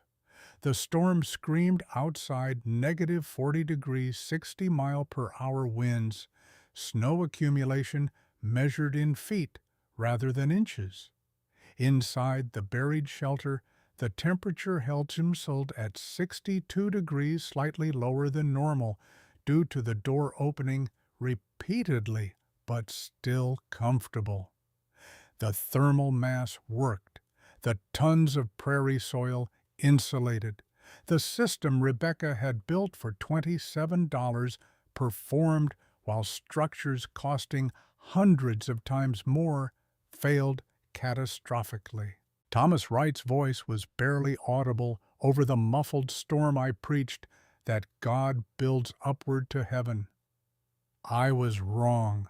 God builds in every direction, and sometimes He builds salvation downward through the hands of a 16-year-old girl I called a fool." Nobody spoke after that. They sat in the dim lantern light, pressed against each other, listening to the wind try and fail to reach them. The earth held them, protected them, kept its ancient promise to shelter what humans rejected. Outside, Jeffrey Lewis froze to death in his cabin 4 miles north, his fraudulent land claim. Papers scattered across the floor where the wind had blown them through gaps in his walls. The blizzard continued through December 23rd without pause. Outside, the wind maintained its 60-mile-per-hour assault, occasionally gusting higher, creating drifts that buried fence posts and transformed the landscape into abstract geography. Inside the dugout, 14 people existed in a state that combined profound discomfort with profound gratitude. They were packed impossibly tight. Adults sat with knees drawn up, backs against earthen walls. Children slept in laps or curled in corners. The air grew thick with human exhalation, body heat, and the smell of too many unwashed people in too small a space. Nobody complained. Complaint required the luxury of alternatives, and there were none. Rebecca divided her provisions with mathematical precision. 3 days of food meant for one person distributed among 14. Stale bread received careful rationing. Each person got a piece roughly the size of 2 fingers. beans boiled down into thin soup that was more water than substance, but provided warmth and the illusion of fullness. She gave her own portions to the children, claiming she'd eaten earlier when she hadn't. Shirley Allen watched this redistribution with knowing eyes, but said nothing. She understood the calculus of sacrifice, had made similar calculations herself during weeks hidden underground while slave hunters combed the hillsides above. By noon on the 23rd, the initial shock had worn off enough for conversation. People shifted positions, trying to restore circulation to compressed limbs. Brandon Anderson dozed fitfully against his mother's chest. Brenda Wright's breathing had steadied in the consistent warmth, her fever dropping for the first time in weeks. Linda Taylor held her husband's hand and wept quietly, releasing tension that had built over months of fighting a losing battle against the cold. Michael Anderson broke the silence around hour 18. His voice carried the hollowness of someone confronting fundamental errors. "I don't understand how this works. How can this dwelling stay warm without a proper furnace, without timber walls, without anything proper at all?" Rebecca was checking the banked embers in her stone hearth, adding a single twig to maintain minimal heat. She didn't look up. "The walls are genuine, Mr. Anderson. They're made of earth." Michael's frustration leaked through. "I spent $1,200, followed expert advice, did everything correctly according to people who've built 100 houses, and you," his gesture encompassed the dugout, "you spent $27 and dug a hole. It shouldn't work." Rebecca finally met his gaze. The answer was simple, delivered without triumph or judgment.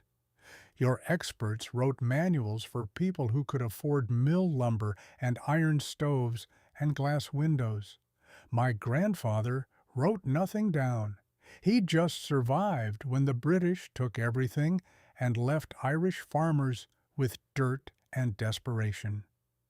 Different problems require different wisdom." She explained the physics in language stripped of technical jargon. Soil temperature at 6 feet deep remained between 50 and 60 degrees, regardless of what happened on the surface. Scientific fact, not belief. When she lit small fires, she wasn't trying to heat air that would rise and escape through inevitable gaps. She was heating clay and stone materials with high thermal mass that absorbed warmth and released it gradually over hours. The earth itself is insulation. Tons of prairie dirt surround us on 5 sides. That mass doesn't let heat bleed away like your walls do. Your iron stove heats air quickly, but air escapes through 1,000 tiny gaps. Here, the soil traps everything. Kenneth Taylor pulled his Frontier Survival Manual from his coat pocket, its pages damp from snow that had melted against his body during the desperate flight. He stared at the cover with something approaching hatred. "I followed this exactly. Every specification, every measurement, every technique. My cabin's roof caved in." He looked at Rebecca with genuine incomprehension. "You followed nothing but your grandfather's memory and your own instinct, and you built the only truly safe structure for 60 miles." The manual slipped from his fingers to the dirt floor. "When we get out of here, I'm burning this." Shirley Allen's voice cut through the darkness, carrying the weight of experience that predated everyone else's by decades. "Turns out the ground protects all kinds of unwanted people. White Irish during famine, black runaways during slavery. Poor homesteaders, the experts said, would die. Maybe that's what the earth does to takes in what the powerful try to throw away, and keeps it alive despite everything." Thomas Wright had been silent for hours, holding his wife, while their daughters slept against his legs. Now he spoke, his voice breaking. I told you the Lord builds upward to heaven. I said digging downward was against God's plan. I was so certain. Rebekah's response was gentle. Pastor God gave us the ground, same as he gave us the sky. The earth is as much his creation as heaven. Maybe he builds in every direction, and we're just too limited to see it all at once. Thomas wept openly, shoulders shaking. I'm 60 years old. I've preached for 40 years. And a 16-year-old girl just taught me more about God than I learned in all that time. The confession hung in the close air. Nobody rushed to comfort him because the moment required acknowledgement rather than absolution. Thomas Wright's certainty had nearly killed his family. The recognition of that fact needed space to exist before it could be processed. What nobody in that cramped dugout knew, what Rebekah would never tell them, was that she'd lain awake the previous night, listening to the wind, terrified her door seal would fail. Terrified the roof would cave under snow weight. Terrified she'd built her own grave after all, exactly as Thomas had predicted. She'd fallen asleep, whispering her mother's last words, like a prayer the soil protects its children when humans won't. When she'd woken to find 14 people begging at her door, she'd realized her mother was right. The earth had protected her, and through her it was protecting them all, the wealthy who'd mocked her poverty, the religious who'd condemned her methods, the educated who'd cited statistics proving her inevitable failure. The ground made no distinction between those who'd believed and those who'd doubted. It simply kept its promise to anyone who understood how to work with it rather than against it. The storm broke on Christmas morning. The wind died, gradually dropping from 60 miles per hour to 40 to 20 to finally still. Snow continued falling lightly for another hour, then stopped. The sky cleared to pale winter blue, crystalline and cold.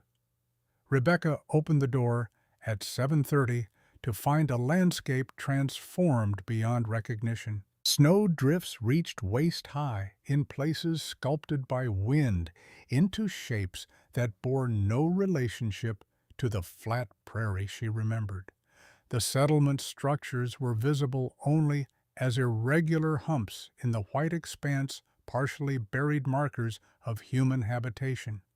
The temperature outside registered -22 degrees.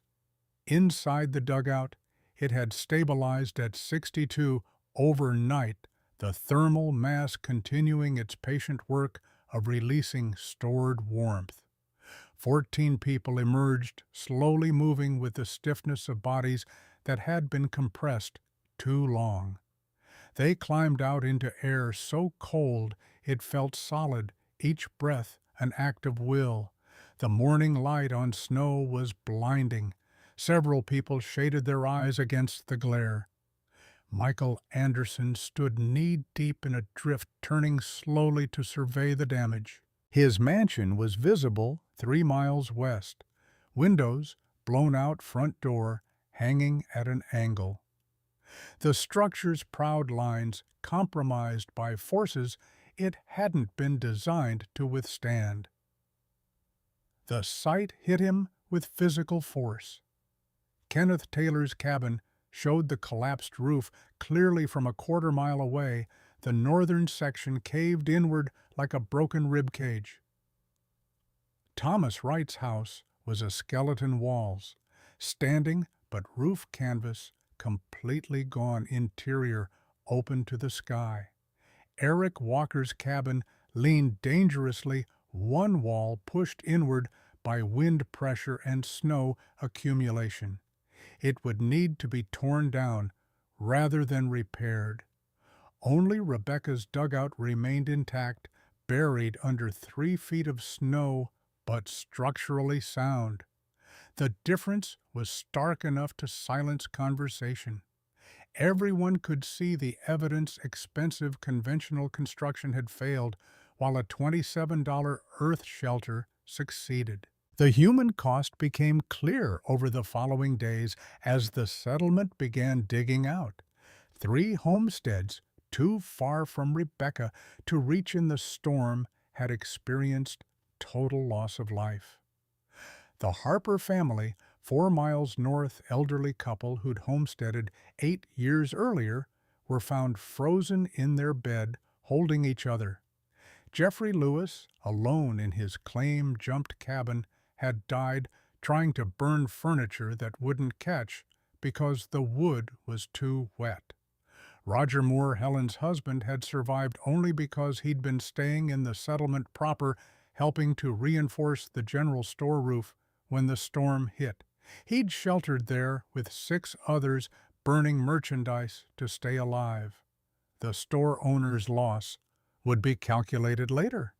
Helen herself had been with her sister's family in town, safe, but terrified that Roger had tried to return home and died in the attempt. When she learned he'd survived, her relief was visible. When he told her their cabin was destroyed, she showed no emotion at all. The official count settled at 8 dead. Sheriff Kenneth Taylor recorded the names in his ledger with handwriting that shook slightly. He'd investigated Jeffrey Lewis's cabin and found the fraudulent land claim paperwork scattered across the floor, along with earlier versions that showed multiple attempts to forge filing dates. He rode to Rebecca's dugout on December 27th with documents in hand.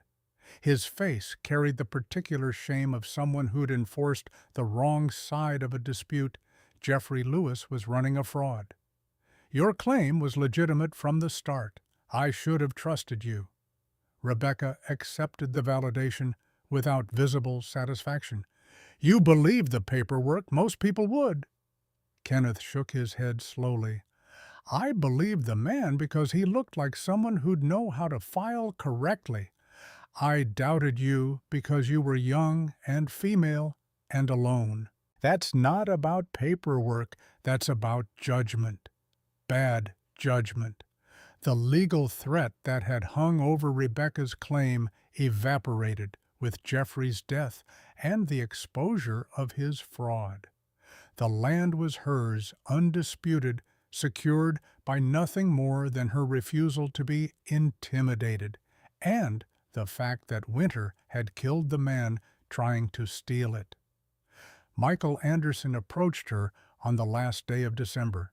He'd spent the week repairing what he could of his mansion, boarding up blown windows, resetting the front door, salvaging furniture that hadn't been burned.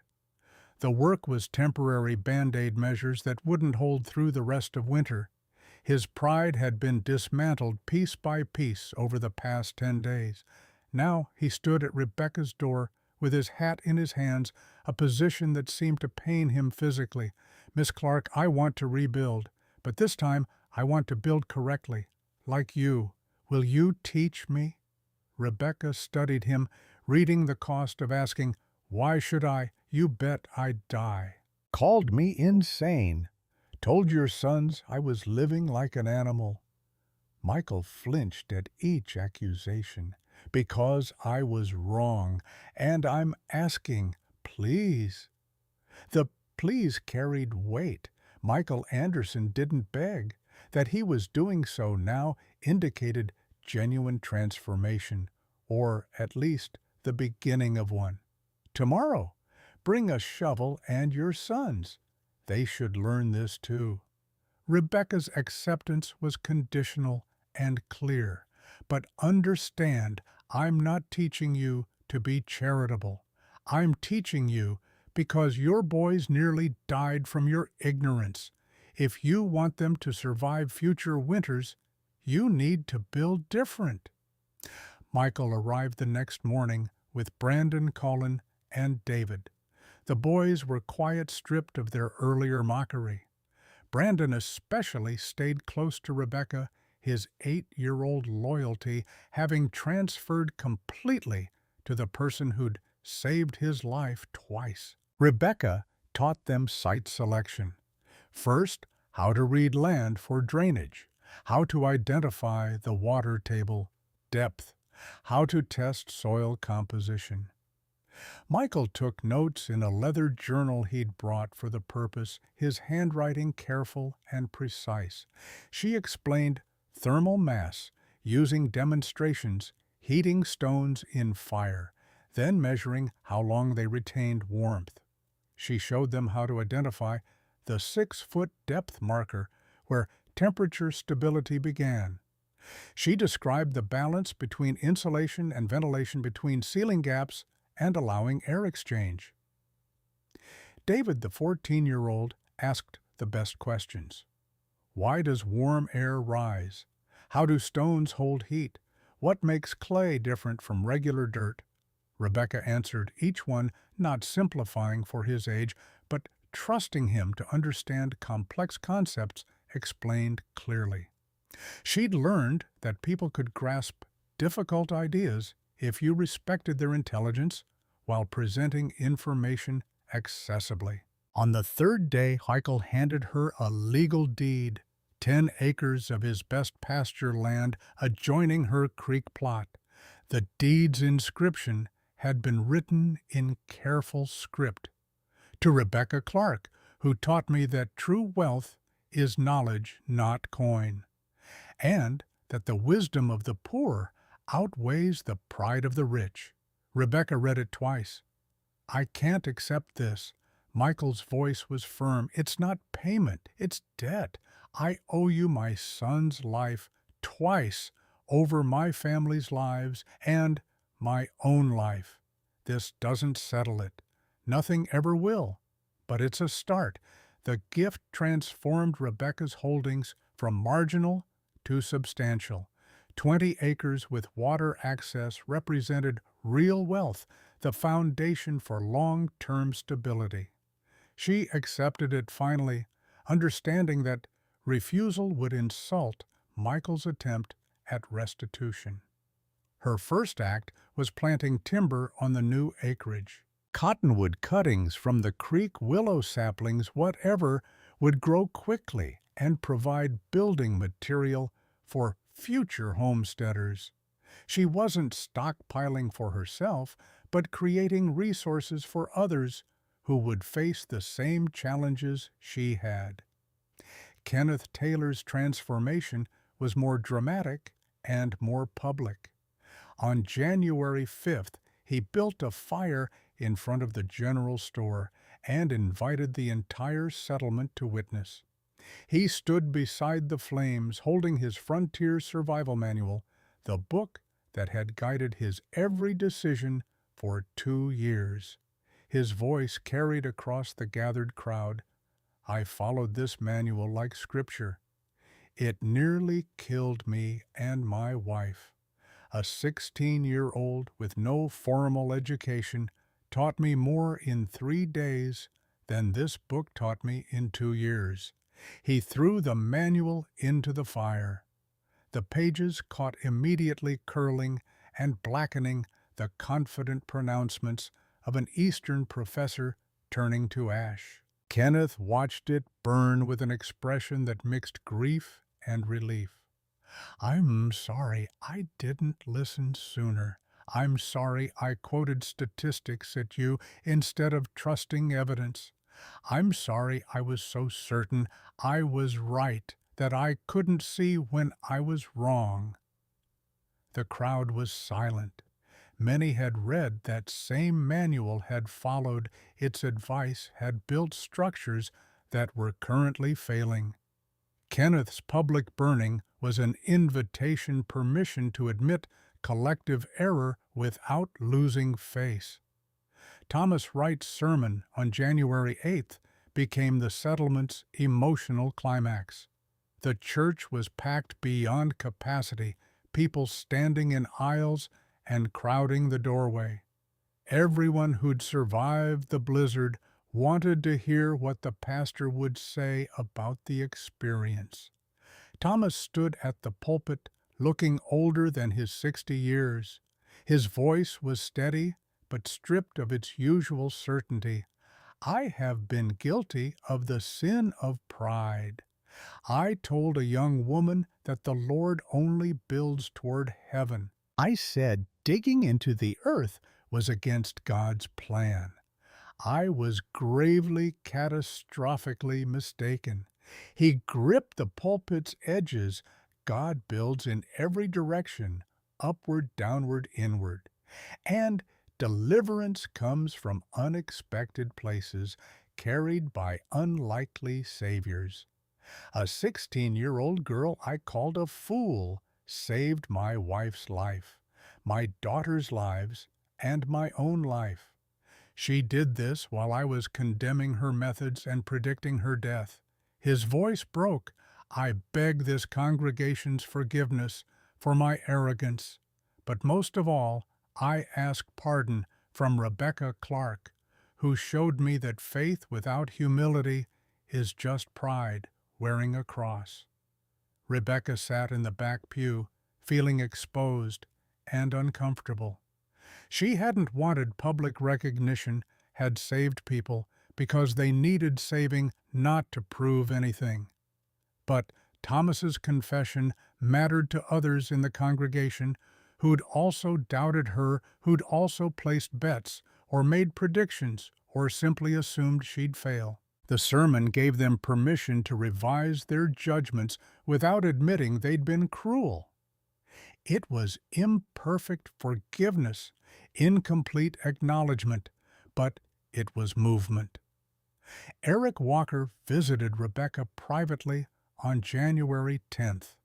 Snow still covered the ground, but temperatures had moderated to merely cold rather than deadly. He carried building sketches he'd drawn plans for a new cabin that incorporated lessons from her dugout. He spread the papers on her floor. I want to build partially underground, 2 feet below grade stone foundation for thermal mass, thick earth-insulated walls. It combines traditional frame construction with your innovations. Rebecca studied the drawings with professional interest. The design was sound, showing that Eric had understood principles rather than just copying her specific implementation. This would work. You'd still need conventional heating, but far less than a fully above-ground structure. Eric's voice was quiet. I came to Dakota with $80 and big plans. Built my cabin for $380. It nearly killed me. You built for 27 and saved 14 lives. He met her eyes. I'm not asking you to marry me. I know you're 16 and I'm 24, but I want to court you properly, when you're ready, if you're willing. The offer represented something Rebecca hadn't allowed herself to consider, a future that included partnership rather than just survival. Eric had proven himself in ways that mattered. He'd admitted error. He'd accepted teaching from someone society said he should dismiss. He'd defended her against Jeffrey Lewis without being asked. Ask me again in a year. Rebecca's voice was careful, not rejecting, but not committing. If we both survive, and I still want the same things, then yes. If not, I'll tell you honestly. Eric accepted the conditional answer without complaint. He gathered his sketches and left, but something had shifted between them from mutual respect to acknowledged possibility. Spring arrived slowly, winter releasing its grip incrementally rather than all at once. March brought warming days interrupted by freezing nights. April delivered rain that turned snow to slush and exposed ground that hadn't seen sunlight in months. By May, green shoots pushed through dead grass, and the prairie remembered it was alive. 5 families built dugouts that spring using Rebecca's design as template, but adding individual modifications. Michael Anderson's version was larger, 12 feet by 20, to accommodate his family of 5. Kenneth Taylor's included a small glass window salvaged from his ruined cabin. Thomas Wright built exactly to Rebecca's specifications, trusting her judgment completely after his own had failed so catastrophically. Eric Walker's hybrid design became its own category, respected by both traditionalists and innovators. He employed Rebecca as consultant, paying her $50 for 3 weeks of guidance, the first money she'd earned since arriving in Dakota. The settlement's character began changing. Competition yielded partially to cooperation. Families shared resources more freely, understanding that everyone's survival benefited from collective knowledge rather than hoarded secrets. The change was imperfect and incomplete, but it was real. The settlement also needed a new name. Millwood had never fit well. There was no mill, and wood was scarce commodity. Informally, people started referring to the area as Rebecca's Stand. The name spread organically, appearing in letters and conversations until even the land office clerk began using it in official correspondence. "Where did you file your claim, Rebecca's Stand, couple miles south of the old Millwood site?" The renaming acknowledged what everyone now understood: a teenage girl had held her ground when every authority figure predicted her failure, and her stubborn survival had rewritten local assumptions about viable construction. Helen Moore's baby arrived on March 14th. She'd sent her brother to fetch Rebecca at the first contractions, and Rebecca had come immediately, bringing Shirley Allen because birth required experienced hands. The labor lasted 14 hours, conducted in Rebecca's dugout because it was warmer and safer than Helen's partially rebuilt cabin. Roger Moore paced outside in the cold barred from the birthing room by customs he didn't question. The baby boy emerged healthy and crying, pink-skinned and perfect. Helen wept while holding him, exhausted and relieved and grateful. She named him Roger Jr. after his father, but called him R.J. to distinguish them. "You were born in the same place that saved my life." Helen's voice was thick with emotion. "That means something. That connects you to this ground and this girl who knew how to listen to it." Rebecca cleaned the baby and wrapped him in cloth, while Shirley tended to Helen's immediate needs. The old woman worked with practiced efficiency, her hands sure despite their age. When everything was settled and Helen was nursing, Shirley sat back against the wall. "This makes me think of the hideaways during slavery. We had babies born underground while dogs hunted above. Most of those children didn't survive long enough to see sunlight. This one," she gestured at RJ, "he gets to grow up free in a country that's supposed to be free, born in shelter that saved lives instead of just hiding them." The weight of that history sat in the warm dugout, connecting past suffering to present survival in ways that couldn't be fully articulated but were deeply felt. On April 2nd, the settlement held a community gathering to formally acknowledge Shirley Allen's contributions. It was Michael Anderson's idea, proposed publicly and supported unanimously by families she'd helped save through her knowledge of earth shelters and herbal medicine. Michael stood before the assembled crowd. Mrs. Allen brought Rebecca the shovel that made all this possible. She taught construction techniques she learned hiding from slave hunters on the Underground Railroad. Her wisdom, passed from her grandmother, saved 14 lives. He extended his hand. "Thank you, Mrs. Allen, for everything." Shirley shook his hand, her expression unreadable. It was the first time in 8 years that white settlers in this community had publicly acknowledged her as someone whose knowledge mattered, whose experience carried value beyond servitude. The recognition was imperfect, still tinged with the paternalism of white people congratulating themselves for basic decency. But it was movement, acknowledgement, where there had been erasure. Thomas Wright added his voice. Mrs. Allen has more wisdom about survival than any manual I've read. She's taught me that experience outweighs theory and that we owe debts to people we've ignored for too long. The gathering ended with shared food and conversation. Shirley sat beside Rebecca, the two of them watching the community that had mocked them, now celebrating them. Shirley's voice was quiet. Don't let this make you soft. They're grateful now because they needed saving. Come next crisis, some of them will forget. Gratitude is seasonal. Character is what people show when they don't need you anymore. Rebecca absorbed the warning. Shirley was right. Human memory was short and fear-driven. Transformation didn't always last.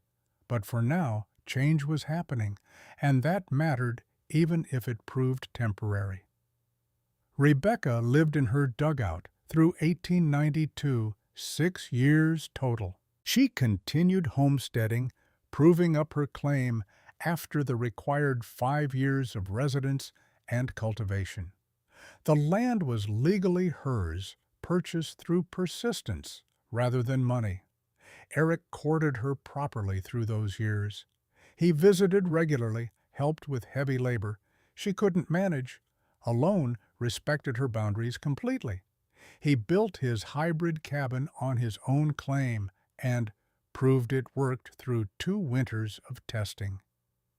On April 3, 1888, Rebecca turned 18. Eric proposed that evening with a ring he'd made himself from silver he'd saved for months. The design was simple, a plain band with no stone, just careful craftsmanship. I'm asking now because you told me to ask in a year. It's been 2. His voice carried hope and uncertainty. In equal measure, I love you. I respect what you built and who you are. Will you marry me? Rebecca studied the ring, the man, the offer. Eric had proven himself through action rather than words. He'd learned from her without resentment. He'd defended her without expecting gratitude. He'd waited without pressure. Yes, but I'm keeping my name, Rebecca Clark, not Rebecca Walker. I built this myself, and I'm not erasing that. Eric's smile was genuine. I wouldn't ask you to. I fell in love with Rebecca Clark. That's who I want to marry. They wed quietly in April 1889 with Shirley Allen and Helen Moore as witnesses. No elaborate ceremony, no public celebration, just 4 people standing in the church while Thomas Wright conducted a service stripped of his earlier certainty and filled instead with humble prayer. Eric and Rebecca built a new cabin together 100 yards from her original dugout. The design combined his carpentry skills with her thermal principles, partially underground stone foundation, thick earth berms against walls, sod-integrated roofing. The structure cost $420, but heated efficiently on minimal fuel. They preserved the original dugout intact, converting it to root cellar. The stable temperature holding steady between 55 and 60 degrees year-round made it perfect for food storage. Potatoes, carrots, turnips, apples, preserved meats, everything kept without spoilage in the earth's patient embrace. Their first child, Catherine, was born in 1890. The baby spent her vulnerable first winter in the original dugout while Rebecca and Eric worked in the cabin above. The arrangement became pattern for all four children: Catherine Michael, born 1892, Thomas in 1895, Sarah in 1898. Each infant's first months happened underground, protected by the same earth that had sheltered their mother through her first Dakota winter. Rebecca would carry them down daily nursing in the consistent warmth, then return them to the cabin when weather permitted. Rebecca's reputation expanded beyond local settlement. By 1895, newspapers in Bismarck ran articles about the teenage homesteader who'd survived by building underground. Reporters traveled from 3 states to interview her, to photograph the famous dugout, to write stories that framed her as curiosity rather than innovator. She tolerated the attention without encouraging it. The articles helped in one way: they brought students. Young homesteaders, particularly women, sought her out for consultation on earth shelter construction. She taught freely, sharing techniques her grandfather had recorded and methods she'd developed through trial. By 1900, at age 30, Rebecca had become the settlement's unofficial expert on thermal mass construction and sustainable building. She'd published a small pamphlet in 1905, 20 pages, self-printed, distributed free to anyone who asked. The title was practical rather than poetic: Thermal Mass Construction for the Common Homesteader.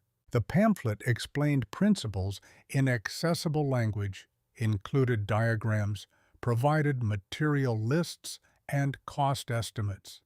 It acknowledged her grandfather's Irish earth house tradition while documenting her specific Dakota adaptations.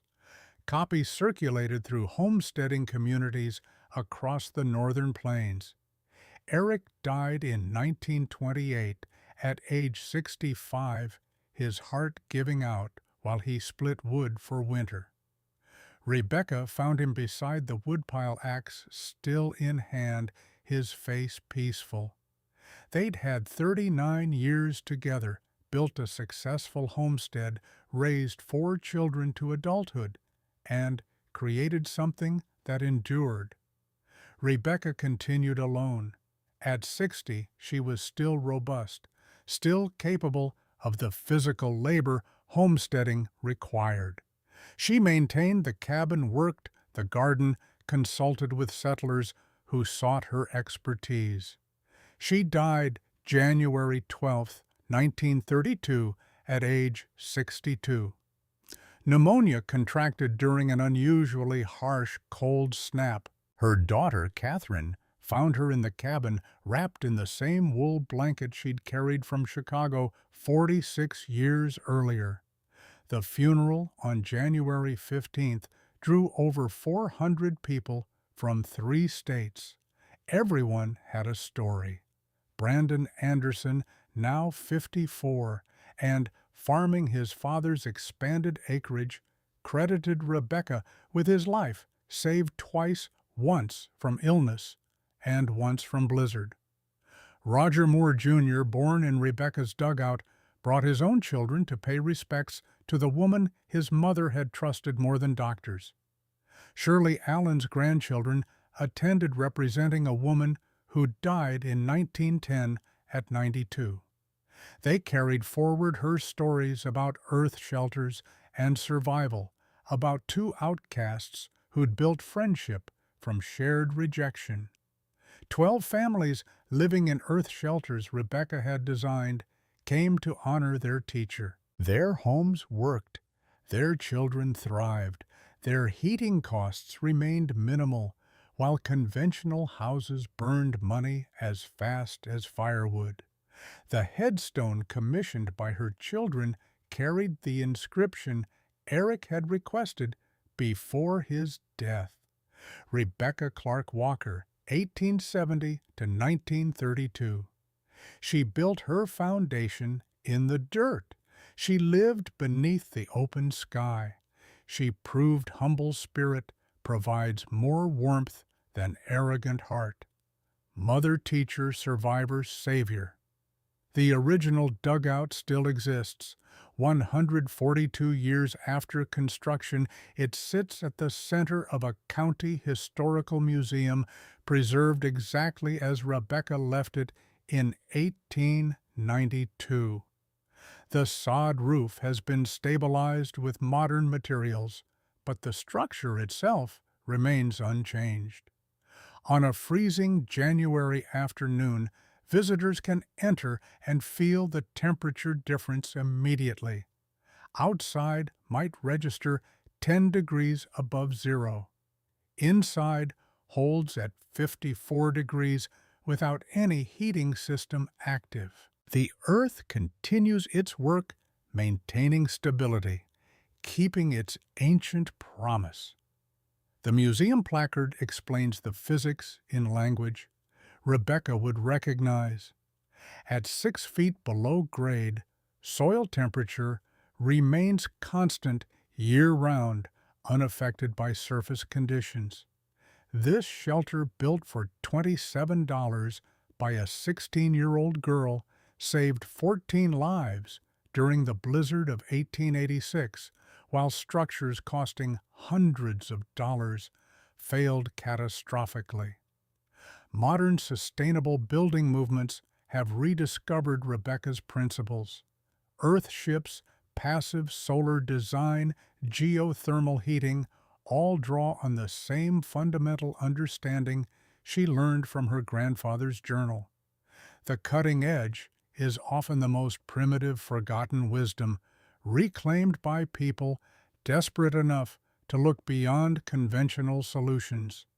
How often do we dismiss people too quickly? Rebecca Clark was 16, female, poor, and alone, everything society measured as deficit. She was thrown away like garbage bet, against predicted to die within weeks.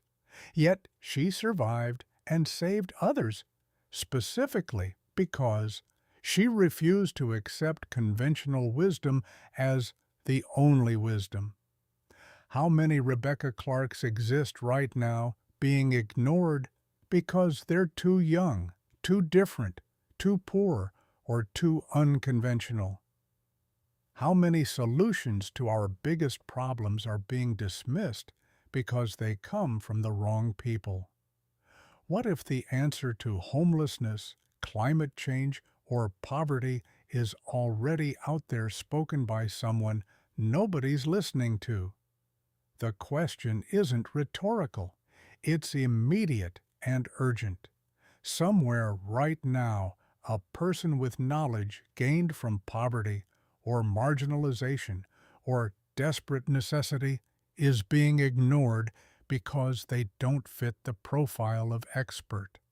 Their solutions are dismissed because they violate assumptions held by people who've never had to choose between pride and survival. Rebecca's story teaches that survival wisdom often comes from the people the powerful try to throw away.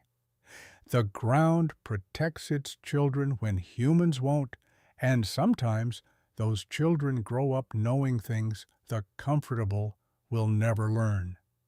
Here's the real question for you. Have you ever been underestimated? Have you ever built something others said was impossible? Maybe you're facing that right now. People telling you you can't, you won't, you're too young, too poor, too different, too late. What's your sod house?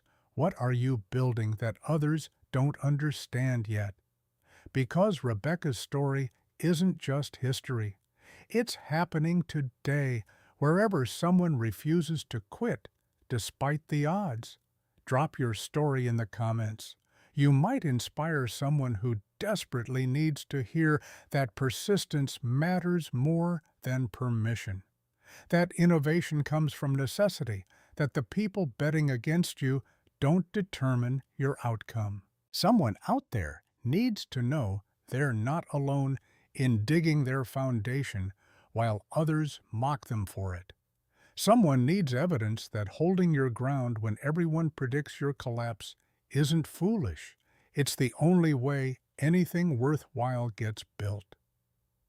Rebecca Clark stood on empty Dakota prairie in September 1886 with a knife and $200 and the certainty that she would either build survival or die trying. She chose digging downward when everyone said, "Build up." She chose soil over timber, thermal mass over iron stoves, grandfather's wisdom over expert manuals. She built her foundation in the dirt, and when the blizzard came, when nature's impartial judgment tested every structure equally, her $27 earth shelter outperformed mansions costing 40 times more. The lesson isn't that expensive things don't work. It's that survival belongs to people who understand their specific context deeply enough to choose appropriate solutions rather than conventional ones. Rebecca survived because she listened to the ground instead of the crowd, because she trusted experience over authority, because she refused to die just because others expected her to. Thank you for remembering her. Thank you for keeping these voices alive. May your own homestead, however you build it, always keep the frost at bay. And may you never forget sometimes the most powerful response to a world that rejects you is to dig a little deeper, build something far sturdier, and let your quiet, undeniable results drown out 1,000 critics. The earth always keeps its promises. The question is whether we're humble enough to learn its language before winter comes.